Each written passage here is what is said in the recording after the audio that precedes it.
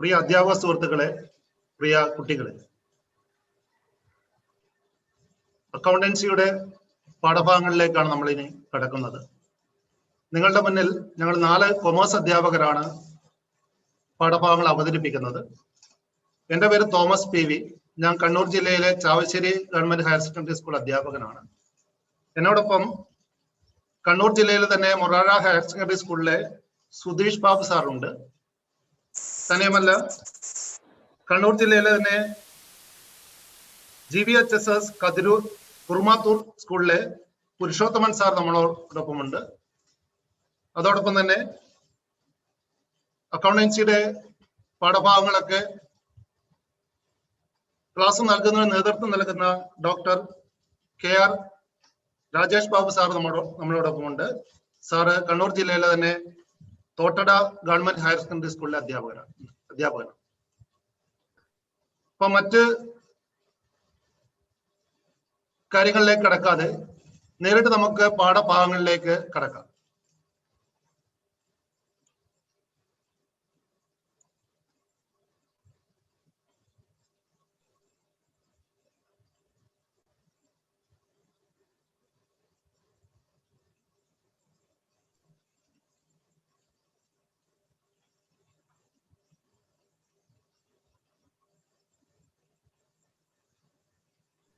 പ്രിയപ്പെട്ട കുട്ടികളെ, നമ്മുടെ അക്കൗണ്ടൻസി പരീക്ഷ സമീപസ്ഥമായിരിക്കുന്നു.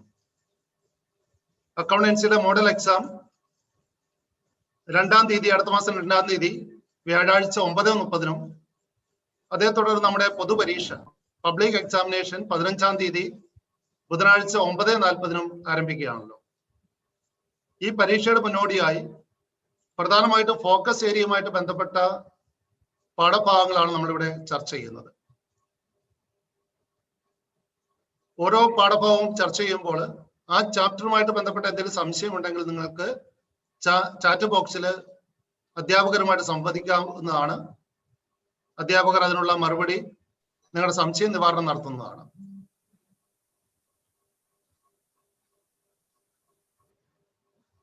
ഫസ്റ്റ് ഇയർ അക്കൗണ്ടൻസിയെ സംബന്ധിച്ച് ചില സ്കൂളുകളിൽ അക്കൗണ്ടൻസി വിത്ത് കമ്പ്യൂട്ടറൈസ്ഡ് അക്കൗണ്ടിങ് എന്നുള്ള ഓപ്ഷൻ ആയിരിക്കും ഉണ്ടാവുക. അത് പ്രാക്ടിക്കൽ ഉള്ള അക്കൗണ്ടിങ് ആണ്. 2-ാം വർഷം മാത്രമേ പ്രാക്ടിക്കൽ ഉള്ളൂ. അതുകൊണ്ട് തന്നെ 1-ാം വർഷം എഴുത്ത് പരീക്ഷ 60 മാർക്കിനാണുള്ളത്. എന്നാൽ ചില സ്കൂളുകളിൽ accountancy with analysis of financial statement എന്നുള്ള ഓപ്ഷൻ ആയിരിക്കും ഉണ്ടാവുക. പ്രാക്ടിക്കൽ ഇല്ലാത്ത അക്കൗണ്ടൻസി ആണത്. അതിന് എഴുത്ത് പരീക്ഷ 1-ാം വർഷം തന്നെ 80 സ്കോറിനായിരിക്കും ഉണ്ടാവുക. ഓരോ സ്കൂളിലും ഏത് ഓപ്ഷനാണോ എടുത്തിരിക്കുന്നത് അതിനനുസരിച്ച് കുട്ടികൾ പരീക്ഷയ്ക്ക് തയ്യാറെടുക്കേണ്ടതാണ്. എന്നാൽ സിലബസ് ഒന്ന് തന്നെയാണ്, ഫോക്കസ് ഏരിയ ഒന്ന് തന്നെയാണ്, ചാപ്റ്റർ വൈസ് വെയിറ്റേജ് കാര്യമായ മാറ്റങ്ങളൊന്നും തന്നെ ഇല്ല. എന്നാൽ 60 മാർക്കിന്റെ ചോദ്യപേപ്പറും 80 മാർക്കിന്റെ ചോദ്യപേപ്പറും ഉണ്ട് എന്നുള്ള ഒരു വ്യത്യാസം മാത്രമേ ഉള്ളൂ. ഒരേ പാഠഭാഗങ്ങൾ തന്നെയാണ്, ഒരേ ഫോക്കസ് ഏരിയ തന്നെയാണ് ഈ 2 വിഷയങ്ങൾക്കും ഉള്ളത്. അതുകൊണ്ട് തന്നെ പൊതുവായിട്ടാണ് നമ്മൾ അക്കൗണ്ടൻസി ഈ 2 ഓപ്ഷൻസിനും നമ്മൾ കൈകാര്യം ചെയ്യുന്നത്. നമ്മൾ കണ്ടു, അക്കൗണ്ടൻസി വിത്ത് കമ്പ്യൂട്ടറൈസ്ഡ് അക്കൗണ്ടിങ് എന്നുള്ള ഓപ്ഷൻ ആകുമ്പോൾ 60 മാർക്കിന്റെ ചോദ്യങ്ങളായിരിക്കും ഉണ്ടാവുക. എഴുത്ത് പരീക്ഷ 2 മണിക്കൂർ സമയമാണ് നമുക്കുള്ളത്. അതോടൊപ്പം തന്നെ കൂൾ ഓഫ് ടൈം ആയിട്ട് 20 മിനിറ്റ് നമുക്ക് ചോദ്യങ്ങൾ പരിചയപ്പെടാനും ഏത് ചോദ്യങ്ങൾക്ക് ഉത്തരം എഴുതണമെന്ന് ഒന്ന് നിജപ്പെടുത്താൻ അല്ലെങ്കിൽ തീരുമാനിക്കാനും ഒക്കെ നമുക്ക് ഈ കൂൾ ഓഫ് ടൈം ഉപകരിക്കും. ഇരട്ടി മാർക്കിന്റെ ചോദ്യങ്ങൾ, അതായത് 60 മാർക്കിനാവും 120 മാർക്കിന്റെ ചോദ്യങ്ങൾ ഉള്ളതിനാൽ ചോദ്യങ്ങൾ വായിച്ച് കൂടുതൽ സമയം വേണ്ടത് കൊണ്ടാണ് 15 മിനിറ്റിൽ നിന്നും 20 മിനിറ്റ് ആയിട്ട് കൂൾ ഓഫ് ടൈം വർദ്ധിപ്പിച്ചിട്ടുണ്ട്. 60 മാർക്കിന്റെ അക്കൗണ്ടൻസി എഴുതുന്ന വിദ്യാർത്ഥികളെ സംബന്ധിച്ച് 20 മിനിറ്റ് ആദ്യം കൂൾ ഓഫ് ടൈമും തുടർന്ന് 2 മണിക്കൂറാണ് ആ കുട്ടികൾക്ക് പരീക്ഷ എഴുതാൻ സമയം ലഭിക്കുന്നത്. നമ്മൾ കണ്ട് 60 മാർക്കിന്റെ പരീക്ഷയ്ക്ക് ചോദ്യപേപ്പറിൽ 120 മാർക്കിന്റെ ചോദ്യങ്ങൾ ഉണ്ടാവും. എന്നാൽ കുട്ടികൾ 60 മാർക്കിന്റെ മാത്രം ചോദ്യങ്ങൾ അറ്റൻഡ് ചെയ്താൽ മതി. ഓരോ സെക്ഷനിലും നിജപ്പെടുത്തിയിരിക്കുന്ന അല്ലെങ്കിൽ ഫിക്സ് ചെയ്തിരിക്കുന്ന ലിമിറ്റിനനുസരിച്ച് കുട്ടികൾ ഉത്തരം എഴുതേണ്ടതാണ്. ഓരോ സെക്ഷനിലും നിശ്ചയിച്ചിരിക്കുന്ന എണ്ണം മാത്രം ഉത്തരങ്ങൾ എഴുതിയാൽ മതി. കൂടുതൽ ഉത്തരങ്ങൾ എഴുതിയാൽ അല്ലെങ്കിൽ കൂടുതൽ ചോദ്യങ്ങൾക്ക് ഉത്തരം എഴുതിയാലും നമുക്കറിയാം ആ നിശ്ചിത എണ്ണത്തിന് മാത്രമേ മാർക്ക് ലഭിക്കുകയുള്ളൂ. ഇനി എന്തെങ്കിലും കാരണത്താൽ അധികം എഴുതി പോയിട്ടുണ്ടെങ്കിൽ കൂടുതൽ മാർക്ക് കിട്ടുന്ന ഉത്തരങ്ങൾ മാത്രമേ പരിഗണിക്കുകയുള്ളൂ. അതായത് പരമാവധി 60 മാർക്കിന്റെ ചോദ്യങ്ങൾക്കുള്ള മാർക്കേ നമുക്ക് ലഭിക്കുകയുള്ളൂ. ഒരു പ്രത്യേകത അക്കൗണ്ടൻസിയെ സംബന്ധിച്ച് മൾട്ടിപ്പിൾ ചോയ്സ് ചോദ്യങ്ങൾ സാധാരണഗതിയിൽ 7 ചോദ്യങ്ങൾ മൾട്ടിപ്പിൾ ചോയ്സ് ചോദ്യങ്ങളായിരിക്കും ചോദ്യപേപ്പറിൽ ഉണ്ടാവുക. അവയ്ക്ക് ചോയ്സ് ഉണ്ടാവുന്നതല്ല. അതുകൊണ്ട് ഫോക്കസ് ഏരിയയിൽ അല്ലാത്ത ചോദ്യങ്ങൾ ചിലപ്പോൾ ആ ഭാഗത്ത് വന്നു എന്ന് വരാം. അതുകൊണ്ട് എല്ലാ പാഠഭാഗങ്ങളിലൂടെയും ഒന്ന് കടന്നു പോകുന്നത് ഫുൾ മാർക്ക് ലഭിക്കാൻ ഗുണകരമാകുമെന്നുള്ളത് കൂടി മനസ്സിലാക്കേണ്ടതുണ്ട്. അപ്പോൾ മൾട്ടിപ്പിൾ ചോയ്സ് ക്വസ്റ്റ്യൻസിന് സാധാരണ ചോയ്സ് ഉണ്ടാവില്ല. 120 മാർക്കിന്റെ ചോദ്യങ്ങൾ ചോദ്യപേപ്പറിൽ ഉണ്ടാവും. അതിൽ 90 മാർക്കിന്റെ ചോദ്യങ്ങളും ഫോക്കസ് ഏരിയയിൽ നിന്ന് തന്നെ ആയിരിക്കും. ബാക്കി 30 മാർക്കിന്റെ ചോദ്യങ്ങൾ മാത്രമേ ഔട്ട് ഓഫ് ഫോക്കസ് ഏരിയയിൽ നിന്നും അല്ലെങ്കിൽ മറ്റു ഭാഗങ്ങളിൽ നിന്ന് ചോദിക്കുകയുള്ളൂ. 120 മാർക്കിന്റെ ചോദ്യങ്ങളിൽ 90 മാർക്കിന്റെ ചോദ്യങ്ങളും ഫോക്കസ് ഏരിയയിൽ തന്നെ ആയിരിക്കും.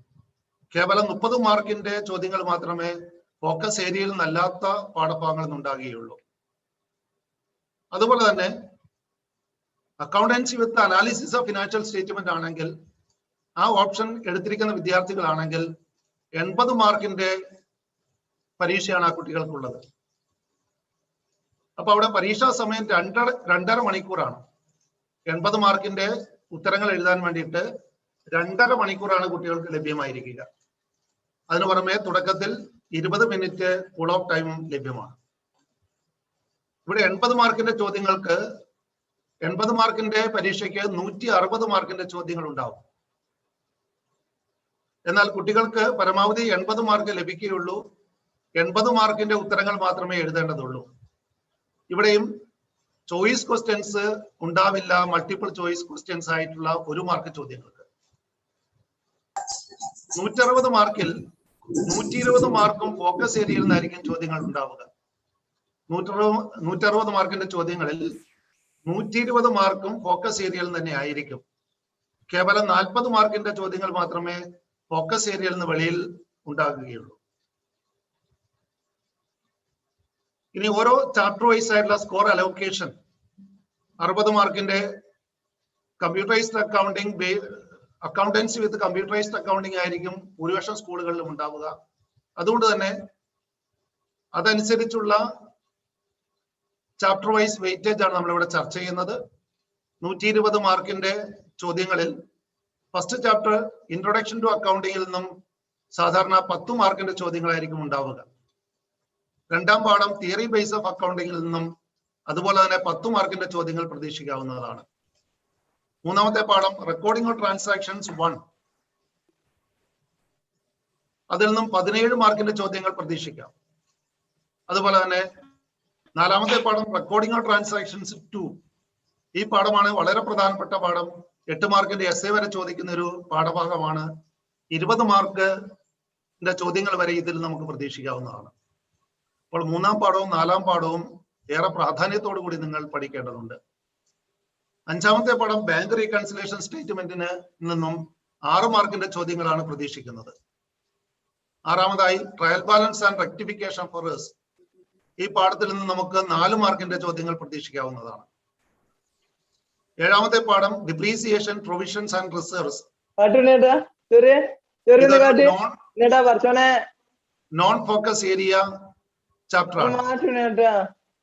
ഫോക്കസ് ഏരിയയിൽ ഉൾപ്പെടുന്ന ഒന്നല്ല ഏഴാമത്തെ പാഠം. എങ്കിലും അതിൽ നിന്ന് 6 മാർക്കിന്റെ ചോദ്യങ്ങൾ വരെ നമുക്ക് പ്രതീക്ഷിക്കാവുന്നതാണ്. അതുപോലെ തന്നെ എട്ടാമത്തെ പാഠം ബിൽ ഓഫ് എക്സ്ചേഞ്ച്, അതും നോൺ ഫോക്കസ് ഏരിയയിൽ വരുന്ന ഒരു ചാപ്റ്റർ ആണ്. അതിൽ നിന്നും 4 മാർക്കിന്റെ വരെ ചോദ്യങ്ങൾ നമുക്ക് പ്രതീക്ഷിക്കാം. തുടർന്ന് 9ാമത്തെ പാഠം ഫിനാൻഷ്യൽ സ്റ്റേറ്റ്മെന്റ്സ് 1. ഈ പാഠഭാഗത്ത് നിന്ന് നമുക്ക് 10 മാർക്കിന്റെ ചോദ്യങ്ങൾ വരെ പ്രതീക്ഷിക്കാവുന്നതാണ്. 10ാമത്തെ പാഠം ഫിനാൻഷ്യൽ സ്റ്റേറ്റ്മെന്റ്സ് 2. ഇതിൽ നിന്നും 20 മാർക്കിന്റെ ചോദ്യങ്ങൾ വരെ പ്രതീക്ഷിക്കാം. അപ്പോൾ 9ഉം 10ഉം ഫിനാൻഷ്യൽ സ്റ്റേറ്റ്മെന്റ്സ് എന്നുള്ള പാഠം വളരെ പ്രാധാന്യം അറിയിക്കുന്നു. അതും കുട്ടികൾ ഏറെ പ്രാധാന്യത്തോടു കൂടി എസ്ഐ ക്വസ്റ്റ്യൻ ആ പാഠഭാഗത്തു നിന്നും ഉണ്ടാകും. ഏറെ പ്രാധാന്യത്തോടു കൂടി കുട്ടികൾ പഠിക്കേണ്ട 2 ചാപ്റ്റേഴ്സ് ആണ് 9ഉം 10ഉം. 11ാമത്തെ പാഠം അക്കൗണ്ട്സ് ഫ്രം ഇൻകംപ്ലീറ്റ് റെക്കോർഡ്സ്. ഇതും ഒരു നോൺ ഫോക്കസ് ഏരിയ ചാപ്റ്റർ ആണ്. അതിൽ നിന്നും കേവലം 4 മാർക്കിന്റെ വരെ ചോദ്യങ്ങൾ മാത്രമേ പ്രതീക്ഷിക്കേണ്ടതുള്ളൂ. 12ാമത്തെ പാഠം application of computers in accounting. അതും ഒരു നോൺ ഫോക്കസ് ഏരിയ ചാപ്റ്റർ ആണ്. കേവലം 2 മാർക്കിന്റെ ചോദ്യങ്ങളെ അതിൽ നിന്ന് പ്രതീക്ഷിക്കേണ്ടതുള്ളൂ. അവസാനത്തെ ചാപ്റ്റർ 13ാമത്തെ ചാപ്റ്റർ കമ്പ്യൂട്ടറൈസ്ഡ് അക്കൗണ്ടിംഗ് സിസ്റ്റം എന്നുള്ളതാണ്. അതൊരു ഫോക്കസ് ഏരിയ ചാപ്റ്റർ ആണ്. കമ്പ്യൂട്ടറുമായിട്ട് ബന്ധപ്പെട്ട ഏരിയ ആണ്. 6 മാർക്കിന്റെ വരെ ചോദ്യങ്ങൾ അതിൽ നിന്ന് നമുക്ക് പ്രതീക്ഷിക്കാം. ഈ രീതിയിൽ 13 ചാപ്റ്റേഴ്സിൽ നിന്നായിട്ട് 120 മാർക്കിനുള്ള ചോദ്യങ്ങളായിരിക്കും നമുക്ക് ഉണ്ടാവുക. നമ്മൾ ആൻസർ ചെയ്യേണ്ടത് ശ്രദ്ധിക്കുക, 60 മാർക്കിന്റെ ചോദ്യങ്ങൾക്ക് മാത്രമേ ഓരോ സെക്ഷനിൽ നിർദ്ദേശിക്കുന്ന ലിമിറ്റ് അനുസരിച്ച് മാത്രമേ നമ്മൾ ആൻസർ ചെയ്യേണ്ടതുള്ളൂ. അപ്പോൾ ഏറെക്കുറെ ക്വസ്റ്റ്യൻ പേപ്പറിന്റെ ഒരു പാറ്റേൺ കൂടെ നമുക്കൊന്ന് പരിചയപ്പെടാം. അത് കുട്ടികൾക്ക് ആൻസറിങ്ങിന് ഏറെ സഹായകരമാകും എന്നുള്ളത് കൊണ്ടാണ് ഒരു മാതൃക, ചോദ്യപേപ്പറിന്റെ ഒരു മാതൃക നിങ്ങൾക്ക് പരിചയപ്പെടുത്തുകയാണ്. ഓരോ ടൈപ്പ് ക്വസ്റ്റ്യനും ഏകദേശം ഏത് രീതിയിലായിരിക്കും ഉണ്ടാവുക എന്നുള്ളതിനെ കുറിച്ചുള്ള ഒരു പ്രസന്റേഷൻ കൂടെ നമുക്ക് കാണാം. അപ്പൊ നമ്മൾ കണ്ടു 120 മാർക്കിന്റെ ചോദ്യങ്ങളായിരിക്കും ഉണ്ടാവുക. എന്നാൽ നമുക്ക് ആൻസർ ചെയ്യേണ്ടതാകട്ടെ 60 മാർക്കിന്റെ ചോദ്യങ്ങളാണ്. ഈ രീതിയിലായിരിക്കും അതിന്റെ ക്വസ്റ്റ്യൻ പേപ്പറിന്റെ ഡിസൈൻ ഉണ്ടാവുക. 1 മാർക്കിന്റെ 7 മൾട്ടിപ്പിൾ ചോയ്സ് ക്വസ്റ്റ്യൻ ആയിരിക്കും ആദ്യം ഉണ്ടാവുക. നമ്മൾ കണ്ടു അവയ്ക്ക് ചോയ്സ് ഉണ്ടാവില്ല.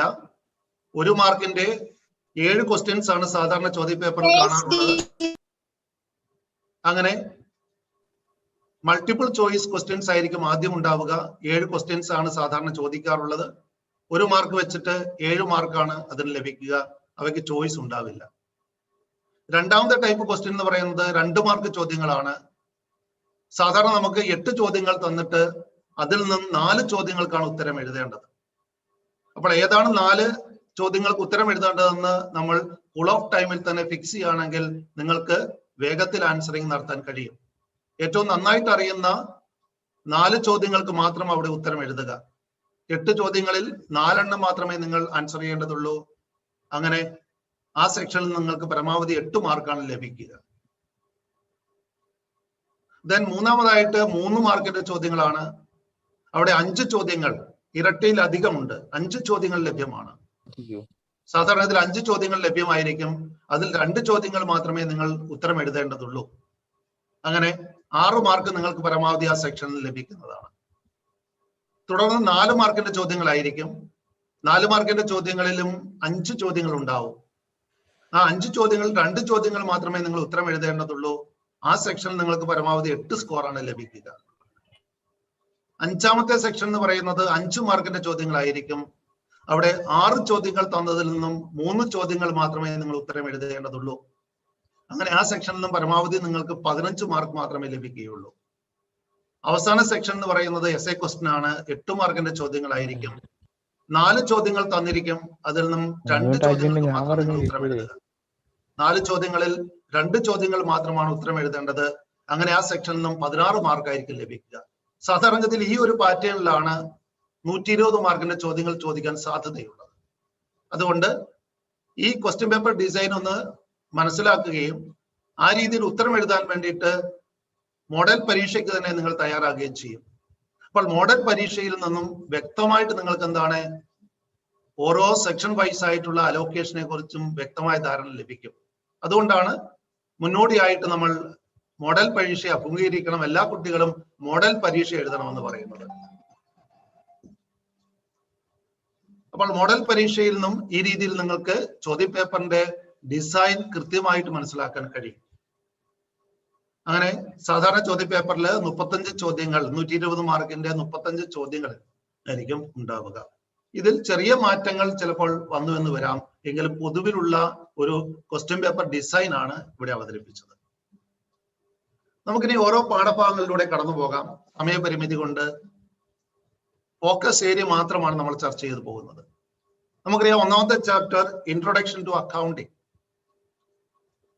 10 സ്കോർ വെയിറ്റേജ് ഉള്ള ഒരു ചാപ്റ്റർ ആണ്. പരമാവധി സാധാരണയായിട്ട് 120 മാർക്ക് ചോദ്യങ്ങളിൽ 10 മാർക്ക് വരെ ചോദ്യങ്ങൾ ചോദിക്കാവുന്ന ഒരു ചാപ്റ്റർ ആണിത്.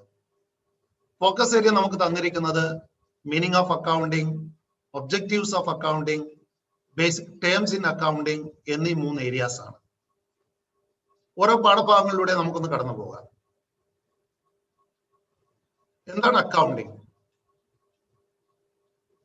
അക്കൗണ്ടിങ്ങിനെ നമുക്ക് 3 അർത്ഥതലത്തിൽ മനസ്സിലാക്കാൻ സാധിക്കും. Firstly it is the language of business. ബിസിനസിന്റെ കാര്യങ്ങൾ ബിസിനസ്സുമായിട്ട് ബന്ധപ്പെട്ട് നിൽക്കുന്നവർക്ക് പറഞ്ഞു കൊടുക്കുന്നതിന് വേണ്ടിയിട്ടുള്ള ഒരു ലാംഗ്വേജ് ആയിട്ട്, ഒരു ഭാഷയായിട്ട് നമുക്ക് ഇതിനെ കാണാൻ സാധിക്കും. So accounting is the language of business. And secondly it can be regard as A process. ഇതൊരു പ്രക്രിയയായിട്ട് നമുക്ക് വീക്ഷിക്കാവുന്നതാണ്. That is the process of recording business transactions. Business ഇടപാടുകൾ രേഖപ്പെടുത്തി വെക്കുക. അതിനു പുറമെ അവയെ തരംതിരിച്ച്, അവയെ സംഗ്രഹിച്ച് ആവശ്യമായ റിപ്പോർട്ടുകൾ തയ്യാറാക്കി ബിസിനസ്സുമായിട്ട് ബന്ധപ്പെട്ട് നിൽക്കുന്നവർക്ക് നൽകുക എന്നുള്ളത് അക്കൗണ്ടിങ്ങിന്റെ ഒരു പ്രവർത്തനമാണ്. അപ്പൊ അക്കൗണ്ടിങ് ഇത്തരത്തിലുള്ള അനവധി പ്രവർത്തനങ്ങൾ കൂടിച്ചേരുന്ന ഒരു പ്രക്രിയയാണ്. ഇടപാടുകൾ രേഖപ്പെടുത്തി വെച്ച്, അവയെ തരംതിരിച്ച്, അവയെ സംഗ്രഹിച്ച് തീരുമാനമെടുക്കുന്നതിന് ബിസിനസ്സുമായിട്ട് ബന്ധപ്പെട്ട് നിൽക്കുന്നവർക്ക് അവ പ്രദാനം ചെയ്യുക. ആ ഒരു പ്രക്രിയയായിട്ട് നമുക്ക് അക്കൗണ്ടിങ്ങിനെ കാണാവുന്നതാണ്. മൂന്നാമതായി, അക്കൗണ്ടിങ് എന്ന് പറയുന്ന ഒരു ഇൻഫർമേഷൻ സിസ്റ്റമാണ്. ആവശ്യമായ വിവരങ്ങൾ ആവശ്യക്കാർക്ക് ലഭ്യമാക്കുന്ന ഒരു സംവിധാനമായിട്ട്, നമുക്ക് ഒരു ഇൻഫർമേഷൻ സിസ്റ്റമായിട്ട് നമുക്ക് ഇതിനെ കാണാൻ സാധിക്കും. So accounting can also be viewed as an information system that converts the data into information. ഇവിടെ ഡേറ്റ എന്ന് പറയുന്നത് എന്താണ്? ആ ബിസിനസ്സിൽ നടക്കുന്ന ട്രാൻസാക്ഷൻസ് ആണ്. ആ ബിസിനസ് ട്രാൻസാക്ഷൻസ് ഡേറ്റയായിട്ട് സ്വീകരിച്ചുകൊണ്ട്, അവയെ ഇൻപുട്ടായിട്ട് സ്വീകരിച്ചുകൊണ്ട് ആവശ്യാനുസരണം പ്രോസസ് ചെയ്തിട്ട് ആവശ്യമുള്ള ഇൻഫർമേഷൻ ഔട്ട്പുട്ടായിട്ട്, അക്കൗണ്ടിങ് റിപ്പോർട്ടുകൾ ഔട്ട്പുട്ടായിട്ട് നൽകുന്ന ഒരു വിവര വിനിമയ സംവിധാനമായിട്ട് നമുക്ക് അക്കൗണ്ടിങ്ങിനെ കാണാൻ സാധിക്കും. So it is an information system. ഇത്തരത്തിൽ 3 അർത്ഥതലങ്ങളിൽ നമുക്ക് അക്കൗണ്ടിങ്ങിനെ മനസ്സിലാക്കാൻ സാധിക്കും. അതോടൊപ്പം തന്നെ അക്കൗണ്ടിങ്ങിന്റെ നിർവചനം കൂടി നിങ്ങൾ നന്നായിട്ട് മനസ്സിലാക്കി വെക്കേണ്ടതുണ്ട്. ഏറ്റവും ഫേമസ് ആയിട്ടുള്ള നിർവചനം എന്ന് പറയുന്നത് അമേരിക്കയിലെ പരമോന്നത അക്കൗണ്ടിംഗ് സമിതിയായിട്ടുള്ള AICPA. നമുക്കറിയാം അതിന്റെ full form, American institute of certified public accountants. അമേരിക്കയിലെ പരമോന്നത അക്കൗണ്ടിംഗ് സമിതിയാണ്. ഇതുപോലെ ഇന്ത്യയിലെ ഒരു പരമോന്നത അക്കൗണ്ടിംഗ് സമിതിയുണ്ട്. ഗവൺമെന്റ് ഓതറൈസ് ആയിട്ടുള്ള ഇന്ത്യയിലെ പരമോന്നത അക്കൗണ്ടിംഗ് സമിതി എന്ന് പറയുന്നത് നമുക്കറിയാം institute of chartered accountants of India. ഇതുപോലെ അമേരിക്കയിലെ പരമോന്നത അക്കൗണ്ടിംഗ് സമിതിയാണ് AICPA, American institute of certified public accountants. അവരുടെ നിർവചനമാണ് ഏറ്റവും ഫേമസ് ആയിട്ടുള്ള നിർവചനം. ആ നിർവചനം ഒന്ന് പഠിച്ചു പോകണം നമ്മൾ. എന്താണ് accounting? Accounting is the art of recording, classifying and summarising in a significant manner and in terms of money transactions and events which are in part at least of a financial character and interpreting the results thereof. നമുക്ക് അതിലൂടെ ഒന്ന് കടന്നു പോകാം. Accounting എന്ന് പറയുന്ന ഒരു കലയാണ്. It is an art. എന്തിന്റെ കലയാണ്? Recording, classifying and summarising. രേഖപ്പെടുത്തി വെക്കുക, ബിസിനസ്സിലെ ഇടപാടുകളെയും സംഭവങ്ങളെയും രേഖപ്പെടുത്തി വെക്കുക, അവയെ തരംതിരിക്കുക, അവയെ ക്രോഡീകരിക്കുക. എങ്ങനെ വേണം? In a significant manner and in terms of money. അതിന്റെ പ്രാധാന്യമൊന്നും നഷ്ടപ്പെടാതെ, അതോടൊപ്പം തന്നെ പണപരമായിട്ട് എന്തിനെയാണ്? ട്രാൻസാക്ഷൻസ് ആൻഡ് ഇവന്റ്സ്, ഇടപാടുകളെയും സംഭവങ്ങളെയും. ആ ഇടപാടുകളും സംഭവങ്ങളും എങ്ങനെയായിരിക്കണം? Which are in a part at least of a financial character. ധനപരമായിട്ട്, ഭാഗികമായിട്ടെങ്കിലും ധനപരമായിട്ട് പ്രസ്താവിക്കാൻ കഴിയുന്നതായിരിക്കണം. പണപരമല്ലാത്ത കാര്യങ്ങൾ നമുക്ക് കണക്കിൽ എഴുതാൻ സാധിക്കില്ല, നമുക്കറിയാം. അപ്പോൾ ഫിനാൻഷ്യൽ ക്യാരക്ടർ ആയിരിക്കണം.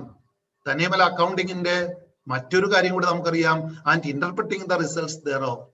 ഈ രേഖപ്പെടുത്തി തരംതിരിച്ച് സംഗ്രഹിച്ച വിവരങ്ങളിൽ നിന്ന് നമ്മൾ എന്താണ് ആ ബിസിനസിന്റെ റിസൾട്ട്സും ഫിനാൻഷ്യൽ പൊസിഷനും വ്യാഖ്യാനിച്ചു പറയണം, ഇന്റർപ്രറ്റ് ചെയ്യണം. അപ്പൊ ഇത്തരം പ്രവർത്തനങ്ങൾ കൂടിച്ചേരുന്ന ഒന്നാണ് അക്കൗണ്ടിങ് എന്ന് പറയുന്നത്. അപ്പൊ അക്കൗണ്ടിങ്ങിന്റെ നിർവചനം എല്ലാവരും നന്നായിട്ട് പഠിച്ചിട്ട് പോകണം. അപ്പോൾ നമ്മൾക്കറിയാം ഈ അക്കൗണ്ടിങ് വിവരങ്ങൾ തീരുമാനമെടുക്കുന്നതിന് പലർക്കും ആവശ്യമാണ്. ആ ബിസിനസ്സുമായിട്ട് ബന്ധപ്പെട്ട് നിൽക്കുന്നവരെ നമ്മൾ യൂസേഴ്സ് എന്ന് പറയുക, അല്ലെ?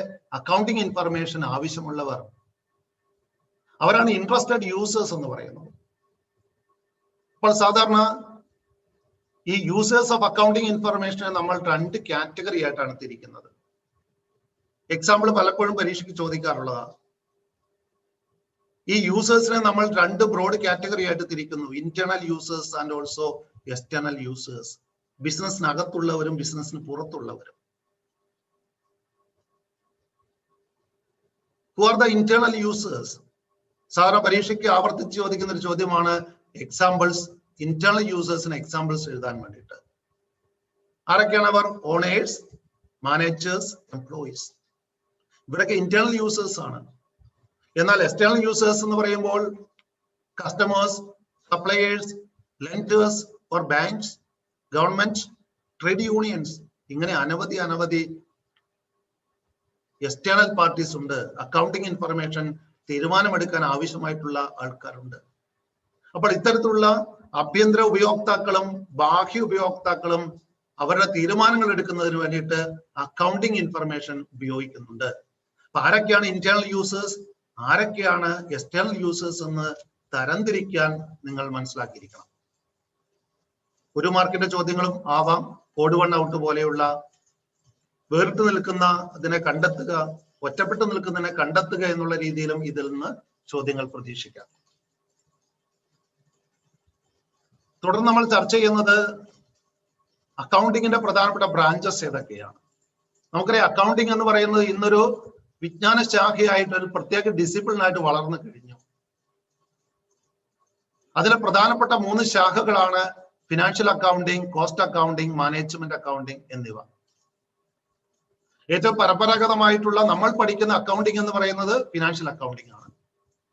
കച്ചവട സ്ഥാപനങ്ങളുടെ കണക്കുകൾ തയ്യാറാക്കുന്നതുമായിട്ട് ബന്ധപ്പെട്ടതാണ് ഫിനാൻഷ്യൽ അക്കൗണ്ടിങ്. ഒരു കച്ചവട സ്ഥാപനത്തിന്റെ ലാഭനഷ്ടങ്ങളോ സാമ്പത്തിക സ്ഥിതിയോ നിർണ്ണയിക്കുന്നതാണ് ഫിനാൻഷ്യൽ അക്കൗണ്ടിങ് എന്ന് പറയുന്നത്. എന്നാൽ കോസ്റ്റ് അക്കൗണ്ടിങ് അങ്ങനെയല്ല. കോസ്റ്റ് ഓഫ് പ്രൊഡക്ഷൻ നിർണ്ണയിക്കുന്നതിന് വേണ്ടിയിട്ട് വ്യവസായ സ്ഥാപനങ്ങളിൽ ഉൽപാദനം നടക്കുന്നു, ആ ഉൽപാദന ചെലവ് കണ്ടെത്തുന്നതിന് വേണ്ടിയിട്ടാണ് കോസ്റ്റ് അക്കൗണ്ടിങ് ഉപയോഗിക്കുന്നത്. എന്നാൽ അതിനുശേഷം ഡെവലപ്പ് ചെയ്ത മാനേജ്മെന്റ് അക്കൗണ്ടിങ്ങോ മാനേജേഴ്സിന് ബിസിനസിന്റെ നടത്തിപ്പുമായിട്ട് ബന്ധപ്പെട്ട തീരുമാനങ്ങൾ എടുക്കുന്നതിന് ആവശ്യമായ വിവരങ്ങൾ, കാരണം മാനേജേഴ്സിന് ഒരുപാട് വിവരങ്ങൾ, ഡെയിലി ഇൻഫർമേഷൻ ആവശ്യമുണ്ട് തീരുമാനങ്ങൾ എടുക്കുന്നതിന്. അപ്പോൾ മാനേജേഴ്സിന് ആവശ്യമുള്ള തീരുമാനങ്ങൾ എടുക്കുന്നതിന് വേണ്ട വിവരങ്ങൾ നൽകുന്ന ബ്രാഞ്ച് ഓഫ് അക്കൗണ്ടിങ് ആണ് മാനേജ്മെന്റ് അക്കൗണ്ടിങ്. ഇവയൊക്കെ ട്രഡീഷണൽ ബ്രാഞ്ചസ് ആണ്. ഇവയ്ക്ക് പുറമെ മോഡേൺ ബ്രാഞ്ചസ് ഡെവലപ്പ് ചെയ്തിട്ടുണ്ട്. Like social accounting, responsibility accounting, human resources accounting, forensic accounting recent ആയി ഡെവലപ്പ് ചെയ്തിരിക്കുന്നു.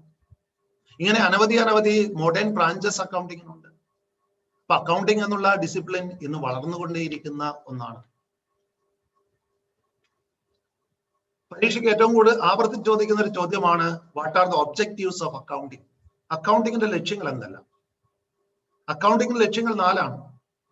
ഒന്നാമതായിട്ട് to maintain business records, business ഇടപാടുകളെ രേഖപ്പെടുത്തി വെക്കുക.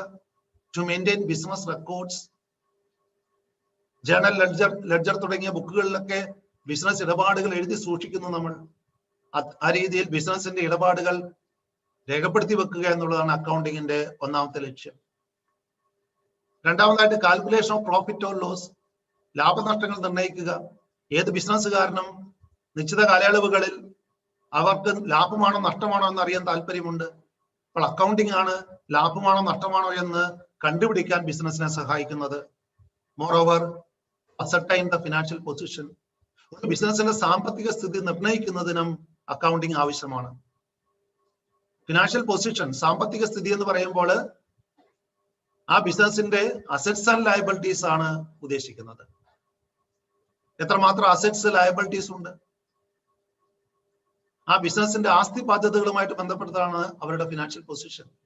നമുക്കറിയാം, ഒരു ബാലൻസ് ഷീറ്റ് തയ്യാറാക്കിയിട്ടാണ് ഫിനാൻഷ്യൽ പൊസിഷൻ നിർണ്ണയിക്കുന്നത്.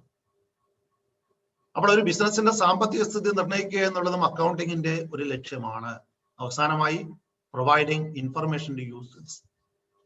നമ്മൾ കണ്ടു ബിസിനസ്സുമായിട്ട് ബന്ധപ്പെട്ട് നിൽക്കുന്ന അനേകരുണ്ട്. There are so many internal users and also external users. അവർക്ക് അനവധി തീരുമാനങ്ങൾ, ആ ബിസിനസ് സംബന്ധമായിട്ടുള്ള തീരുമാനങ്ങൾ എടുക്കാനുണ്ട്. ആ തീരുമാനങ്ങൾ എടുക്കുന്നതിന് ആവശ്യമുള്ള വിവരങ്ങൾ നൽകുക എന്നുള്ളതും അക്കൗണ്ടിങ്ങിന്റെ ഒരു ലക്ഷ്യമാണ്. അക്കൗണ്ടിങ്ങിന്റെ ഈ 4 ലക്ഷ്യങ്ങളും വിശദമായിട്ട് നിങ്ങൾ പഠിക്കേണ്ട, ആവർത്തിച്ച് ചോദിക്കുന്ന ഒരു ഉറപ്പായിട്ടുമുള്ള ഒരു ചോദ്യമായിട്ട് നമുക്ക് പരിഗണിക്കാവുന്നതാണ്. അടുത്തായിട്ട് ചില അക്കൗണ്ടിങ് ടേംസ് ആണ് നമ്മൾ പരിചയപ്പെടുന്നത്. ആദ്യമായിട്ട് എന്താണ് assets? We know the economic resources owned by a business is called assets. ബിസിനസിന്റെ സ്വത്തുവകകൾ ആസ്തി എന്ന പേരിൽ അറിയപ്പെടുന്നു assets. The economic resources which can be expressed in monetary terms. പണപരമായിട്ട് പറയാൻ കഴിയുന്ന ആ ബിസിനസിന്റെ ഇക്കണോമിക് റിസോഴ്സസിനാണ് അസറ്റ് എന്ന് പറയുന്നത്. നമുക്കറിയാം, അസറ്റ്സിനെ പലതായിട്ട് നമ്മൾ ക്ലാസിഫൈ ചെയ്യാറുണ്ട്. ഒന്ന് കറണ്ട് അസറ്റ്സ്. പ്രധാനപ്പെട്ട കറണ്ട് അസറ്റ് ഏതൊക്കെയാണെന്ന് നമ്മളൊന്ന് പഠിച്ചു പോകണം. ഏതൊക്കെയാണ് പ്രധാനപ്പെട്ട current asset? Cash in hand, cash at bank, stock of goods, debtors, bills receivable. അങ്ങനെ അനവധി കറണ്ട് അസറ്റുകൾ ബിസിനസ്സിലുണ്ട്. ഹ്രസ്വകാല ആസ്തികളാണവ. എന്നാൽ ദീർഘകാല ആസ്തികൾ ബിസിനസ്സിലുണ്ട്. അതാണ് ഫിക്സഡ് അസറ്റ്സ് എന്ന് നമ്മൾ പറയുന്നത്. ഫിക്സഡ് അസറ്റുകൾക്ക് എക്സാമ്പിൾസ് നമുക്ക് എല്ലാവർക്കും അറിയാവുന്നതാണ്. ഏതൊക്കെയാണ്? Land, building, plant and machinery, furniture, motor vehicle. അങ്ങനെ അനവധി ഫിക്സഡ് അസറ്റുകൾ ഉണ്ട്. അവ സ്ഥിര ആസ്തികളാണ്. സ്ഥിരമായിട്ട് ബിസിനസ്സിൽ ഉപയോഗിക്കുന്ന, ബിസിനസിന്റെ ഏണിംഗ് കപ്പാസിറ്റി വർദ്ധിപ്പിക്കാൻ വേണ്ടി ബിസിനസ്സിൽ സ്ഥിരമായിട്ട് ഉപയോഗിക്കുന്ന അസറ്റുകളാണ് ഫിക്സഡ് അസറ്റ്സ്. അതേ സമയത്ത് നമുക്ക് കാണാൻ പറ്റാത്ത ചില അസറ്റുകൾ ബിസിനസ്സിലുണ്ട്. അവയാണ് ഇൻടാഞ്ചിബിൾ അസറ്റ്സ് അഥവാ അദൃശ്യ ആസ്തികൾ എന്ന് പറയുന്നത്. പരീക്ഷയ്ക്ക് പതിവായിട്ട് ചോദിക്കാറുള്ളതാണ് ഇൻടാഞ്ചിബിൾ അസറ്റ്സിന്റെ examples. Goodwill, patents, copyright, trade mark, intangible അസറ്റിന്റെ എക്സാമ്പിൾസ് നിങ്ങൾ മനസ്സിലാക്കേണ്ടതുണ്ട്. അടുത്തായിട്ട് നമ്മൾ ചർച്ച ചെയ്യുന്ന ലയബിലിറ്റീസിനെ കുറിച്ചാണ്. The obligations of business, the amount payable by the business in future. ബിസിനസിന്റെ കടബാധ്യതകളെയാണ് ലയബിലിറ്റീസ് എന്ന് പറയുന്നത്. ലയബിലിറ്റീസ് നമുക്കറിയാം, short and long time liabilities ഉണ്ട്, ഹ്രസ്വകാല ദീർഘകാല ബാധ്യതകളുണ്ട്. അതുപോലെ ക്യാപിറ്റൽ നമുക്കറിയാം, ഏവർക്കും മൂലധനത്തെ കുറിച്ച് അറിയാം. ബിസിനസ്സിൽ ഉടമസ്ഥൻ മുടക്കുന്ന തുകയാണത്. The investment made by owner in the business. ഉടമസ്ഥൻ ബിസിനസ്സിൽ മുടക്കുന്ന പൈസയാണത്. അതോടൊപ്പം തന്നെ എന്താണ് എക്സ്പെൻഡിച്ചർ? ബിസിനസ്സിൽ നിന്ന് എന്ത് തുക മുടക്കിയാലും അതൊക്കെ എക്സ്പെൻഡിച്ചർ ആണ്. ആ എക്സ്പെൻഡിച്ചറെ നമ്മൾ ക്യാപിറ്റൽ എക്സ്പെൻഡിച്ചർ എന്നും റവന്യൂ എക്സ്പെൻഡിച്ചർ എന്നും രണ്ടായിട്ട് തരംതിരിക്കാറുണ്ട്. അസറ്റുകൾ വാങ്ങാൻ ചിലവഴിക്കുന്ന തുകയാണ് ക്യാപിറ്റൽ എക്സ്പെൻഡിച്ചർ. ഫർണിച്ചർ വാങ്ങി, മിഷനറി വാങ്ങി, ഇതൊക്കെ ക്യാപിറ്റൽ എക്സ്പെൻഡിച്ചർ ആണ്. അസറ്റ് വാങ്ങാൻ വേണ്ടി ചിലവഴിക്കുന്ന തുകയാണ്. അതിന്റെ പ്രത്യേകത, the benefit of such expenditure lasts for more than 1 year. അതിന്റെ ഗുണം നമുക്ക് ഒന്നിലധികം വർഷം ലഭിക്കും. ഒരു ഫർണിച്ചർ വാങ്ങിയാൽ 10-15 വർഷത്തേക്ക് അതിന്റെ ഗുണം നമുക്ക് ലഭിക്കും.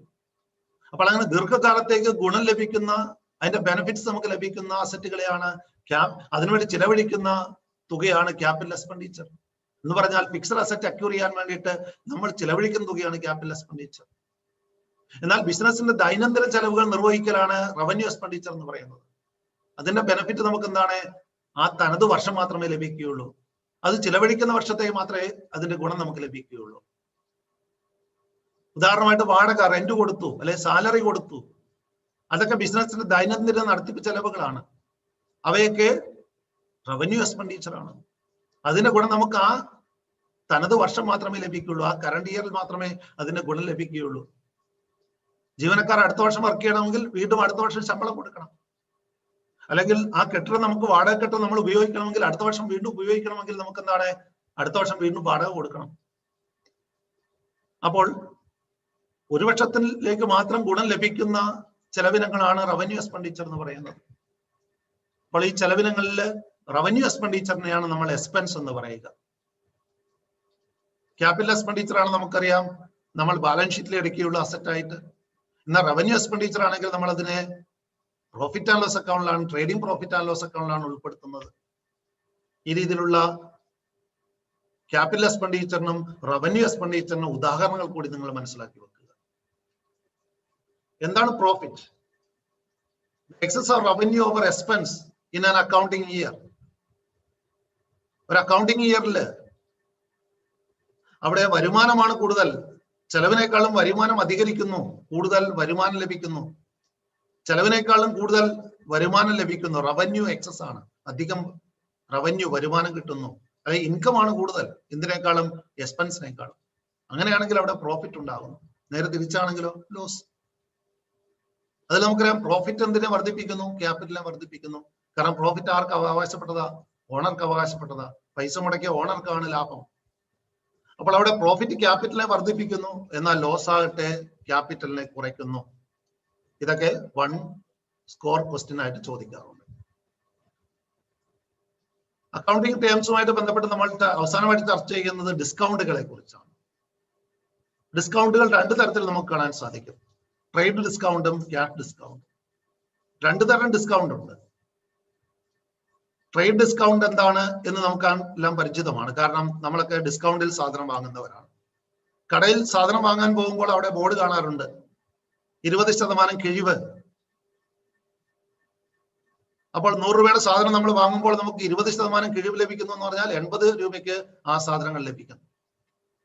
അപ്പൊ സാധനം വാങ്ങുമ്പോൾ ലഭിക്കുന്ന കിഴിവിനാണെന്ന് പറയുക ട്രേഡ് ഡിസ്കൗണ്ട് എന്ന് പറയുന്നു. എന്നാൽ ക്യാഷ് ഡിസ്കൗണ്ട് അങ്ങനെയല്ല. അവിടെ കടത്തിൽ സാധനങ്ങൾ വിറ്റ് കഴിഞ്ഞാൽ കൃത്യമായിട്ട് പണം തരുന്നതിന് വേണ്ടിയിട്ട് ആ വിൽപ്പനക്കാരൻ ചിലപ്പോൾ സാധനം കടത്തിൽ വാങ്ങിയ ആൾക്ക് കിഴിവ് കൊടുക്കാറുണ്ട്. ഉദാഹരണം പറഞ്ഞാൽ 5000 രൂപയുടെ സാധനങ്ങൾ 3 മാസത്തെ കടത്തിൽ വിൽക്കുന്നു. എന്നാൽ ആ വിൽപ്പന സമയത്ത് കച്ചവടക്കാരൻ പറയുന്നുണ്ട് 1 മാസത്തിനുള്ളിൽ പൈസ തിരിച്ചു തന്നാൽ 10% കിഴിവ് തരാം. 1 മാസത്തിനുള്ളിൽ പൈസ തിരികെ തന്നാൽ 10% കിഴിവ് തരാം. അങ്ങനെയാണെങ്കിൽ 1 മാസത്തിനുള്ളിൽ പൈസ തിരിച്ചു കൊടുത്താൽ അവിടെ നമുക്കറിയാം സാധനം വാങ്ങിയ ആളെ സംബന്ധിച്ച് അവിടെ 5000 രൂപ കൊടുക്കണ്ട, 4500 രൂപ, 500 രൂപ, 5000 രൂപയുടെ 10%ആയിട്ടുള്ള 500 രൂപ കിഴിവ് കിട്ടും. 4500 കൊടുത്താൽ മതി. അങ്ങനെ പണം ലഭിക്കുന്ന സമയത്ത് കിഴിവ് അനുവദിക്കുന്നതാണ് ക്യാഷ് ഡിസ്കൗണ്ട് എന്ന് പറയുന്നത്. അപ്പൊ അത് കച്ചവടക്കാർ തമ്മിലുള്ള ഇടപാടുകൾക്കാണ് കൂടുതലായിട്ടും ക്യാഷ് ഡിസ്കൗണ്ട് വരുന്നത്. എന്നാൽ നമുക്ക് പരിചയമുള്ളത് ട്രേഡ് ഡിസ്കൗണ്ട് ആണ്. അപ്പൊ തമ്മിലുള്ള വ്യത്യാസം മനസ്സിലാക്കി വെക്കേണ്ടതുണ്ട്. സാധാരണ 3 മാർക്കിനോ 4 മാർക്കിനോ വരെ ചോദിക്കാവുന്ന ഒരു ചോദ്യമാണ്. What are the differences between trade discount and cash discount? ഇവിടെ ട്രേഡ് ഡിസ്കൗണ്ട് എന്ന് പറയുന്നത് it is a deduction from the list price of products. സാധനങ്ങളുടെ MRP നമുക്കറിയാം അല്ലെ, മാക്സിമം റീറ്റെയിൽ പ്രൈസ്, MRP. ആ MRPയിൽ നിന്ന് കിട്ടുന്ന കിഴിവാണ്, അല്ലെങ്കിൽ അതിന്റെ ലിസ്റ്റിലുള്ള പ്രൈസ്, ആ ലിസ്റ്റ് പ്രൈസിൽ നിന്ന് കിട്ടുന്ന കിഴിവാണ് ട്രേഡ് ഡിസ്കൗണ്ട് എന്ന് പറയുന്നത്.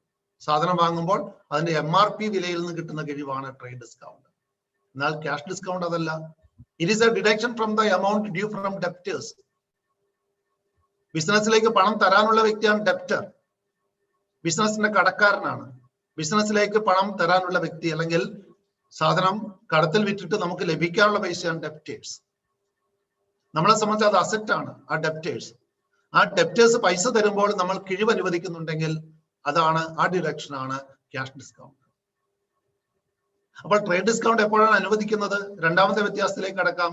It is allowed at the time of sale of goods. സാധനങ്ങൾ വിൽക്കുന്ന സമയത്താണ് ട്രേഡ് ഡിസ്കൗണ്ട് വരുന്നത്. എന്നാൽ ക്യാഷ് ഡിസ്കൗണ്ടോ it is allowed at the time of receiving payment from debtors. അല്ലെ, അവിടെ കടത്തിൽ സാധനം വിറ്റു പിന്നീട് പണം കിട്ടുന്ന അവസരത്തിൽ ഡിസ്കൗണ്ട് അനുവദിക്കുന്നതാണ് അവിടെ ക്യാഷ് ഡിസ്കൗണ്ട് എന്ന് പറയുന്നത്. ഇനി മൂന്നാമതായിട്ട് ഇതിന്റെ ലക്ഷ്യം എന്താണ്? ട്രേഡ് ഡിസ്കൗണ്ടിന്റെ ലക്ഷ്യം എന്താണ്? കടയിലേക്ക് കൂടുതൽ ആൾക്കാരെ ആകർഷിക്കുക, കൂടുതൽ ഉപഭോക്താക്കളെ, കസ്റ്റമേഴ്സിനെ ബിസിനസ്സിലേക്ക് ആകർഷിക്കുക. Its purpose is to attract more customers to the business. But cash discount in ലക്ഷ്യം എന്താണ്? Its purpose is to encourage prompt payment from the debtors. അല്ലെ, പണം തരാനുള്ളവര് ഡെപ്റ്റേഴ്സ് വേഗത്തിൽ പണം തരിക, അതിന് പ്രോത്സാഹിപ്പിക്കുക. ഞാൻ പറഞ്ഞു 3 മാസം കഴിഞ്ഞ് പൈസ തന്നാൽ മതി എന്നുള്ള ആ ഒരു ക്രെഡിറ്റ് ഇടപാടിൽ 1 മാസത്തിനുള്ളിൽ പൈസ തരികയാണെങ്കിൽ 10% കിഴിവെന്ന് പറഞ്ഞപ്പോൾ തീർച്ചയായിട്ടും എന്താണ്, ആ കിഴിവ് ലഭിക്കുന്നതിന് വേണ്ടിയിട്ട് കൃത്യസമയത്ത് പൈസ കൊടുക്കും ആൾക്കാർ. 1 മാസത്തിനുള്ളിൽ പൈസ കൊടുക്കും. അപ്പോൾ അങ്ങനെ പ്രോംപ്റ്റ് പേയ്മെന്റിനെ പ്രോത്സാഹിപ്പിക്കാൻ വേണ്ടിയാണ് ക്യാഷ് ഡിസ്കൗണ്ട് കൊടുക്കുന്നത്.